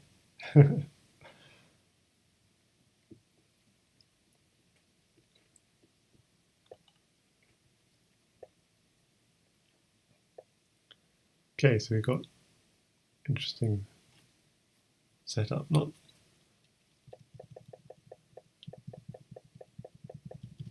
so throwing in this move seems to be unnecessary, but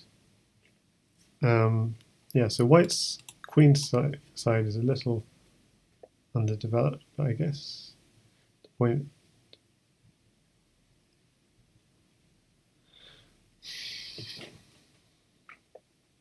Yeah, in a way, I think I prefer.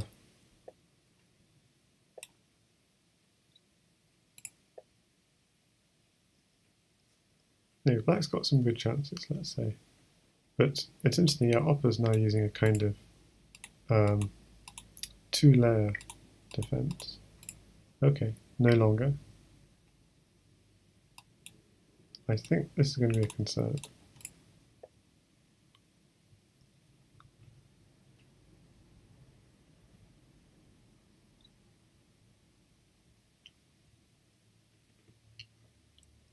So bishop takes pawn. If bishop takes pawn, maybe queen takes. Yeah, that's why it's not so good.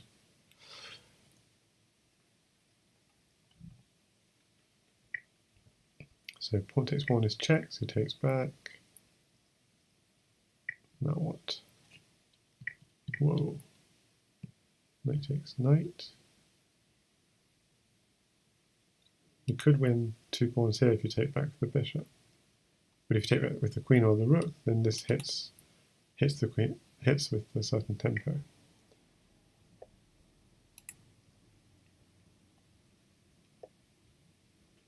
Ouch, ouch, ouch. Well, we're losing our queen, but at least we're winning a queen back with check. Well, we're still winning a queen with check. Why would you not do that? Yeah, so white doesn't seem to have enough pieces to really... White doesn't need many pieces to get this idea to work. Just one pawn extra. One pawn, one pawn. Although the king could run this way, but still.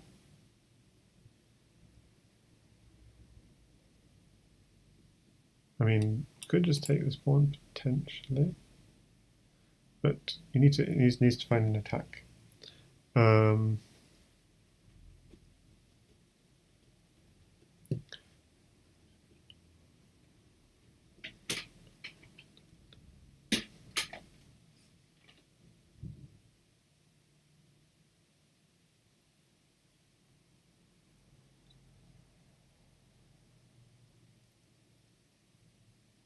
It's like queen at g1 doesn't quite work, I don't think, because you don't quite have enough material to get anything to work, and he doesn't even need to take the bishop. But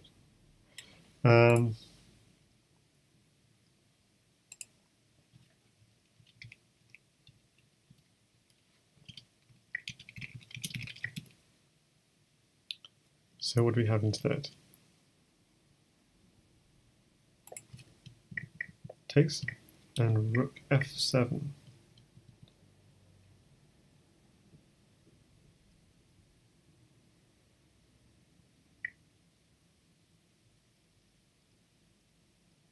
By the way, queen at g8 is very close to being something, but it's not. I don't think it is something yet, because no, it isn't. I'm just being way too optimistic. I mean, you do have rook at g3 ideas, but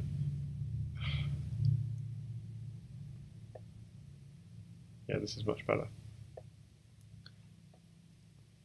As long as you don't get mated, it's much better.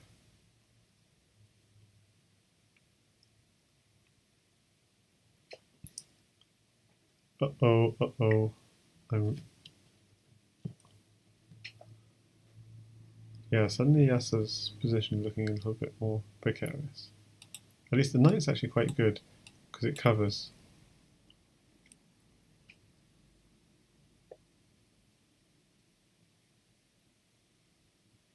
No, so opperwezen is a Dutch international master, and black is Yasser Seirawan.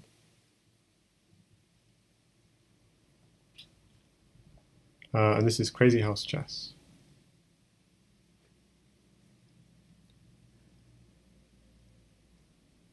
So, yeah, Schweinert reckons queen at f8 was probably mating, and then taking the rook, I guess. So queen at g8 is the threat now. But, sorry, that's what's going on here. Queen at g8, but he just blocks it off, and black resigns.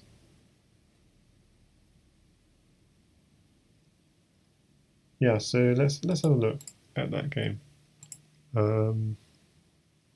Because yeah, Yasser was doing very nicely. So let's look at it from white's perspective. Okay, so he wins the queen. Takes the queen. Yeah, taking the queen was good, but he goes for this instead, which loses the queen with check.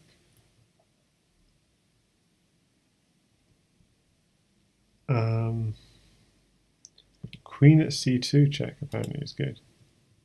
That's kind of hard to find. And why is it good? Meaning queen at c2, yeah, just blocks. d takes h6. Okay, but what if he just goes down?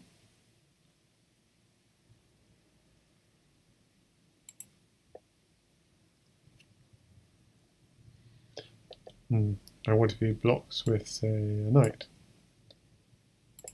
Knight e5.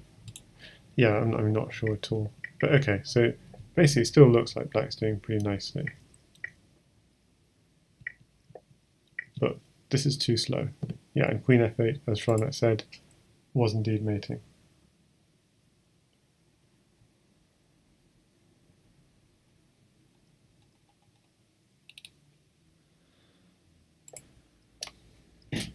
Okay, queen takes rook, king takes.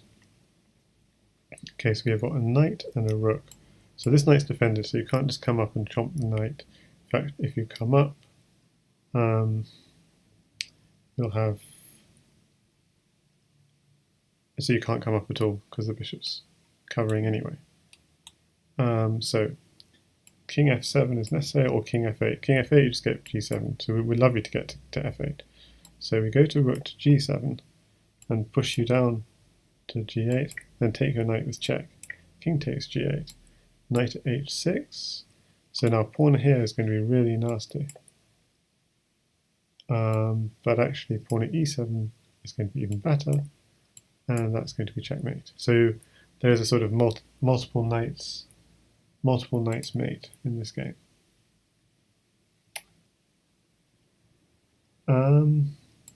Yeah, so I'm going to upload this to YouTube. It's been a fantastic series. That's just a link to my YouTube.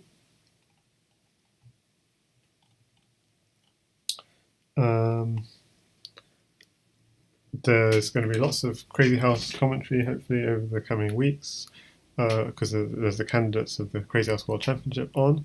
If you want to know more about that, look on the Lichess front page.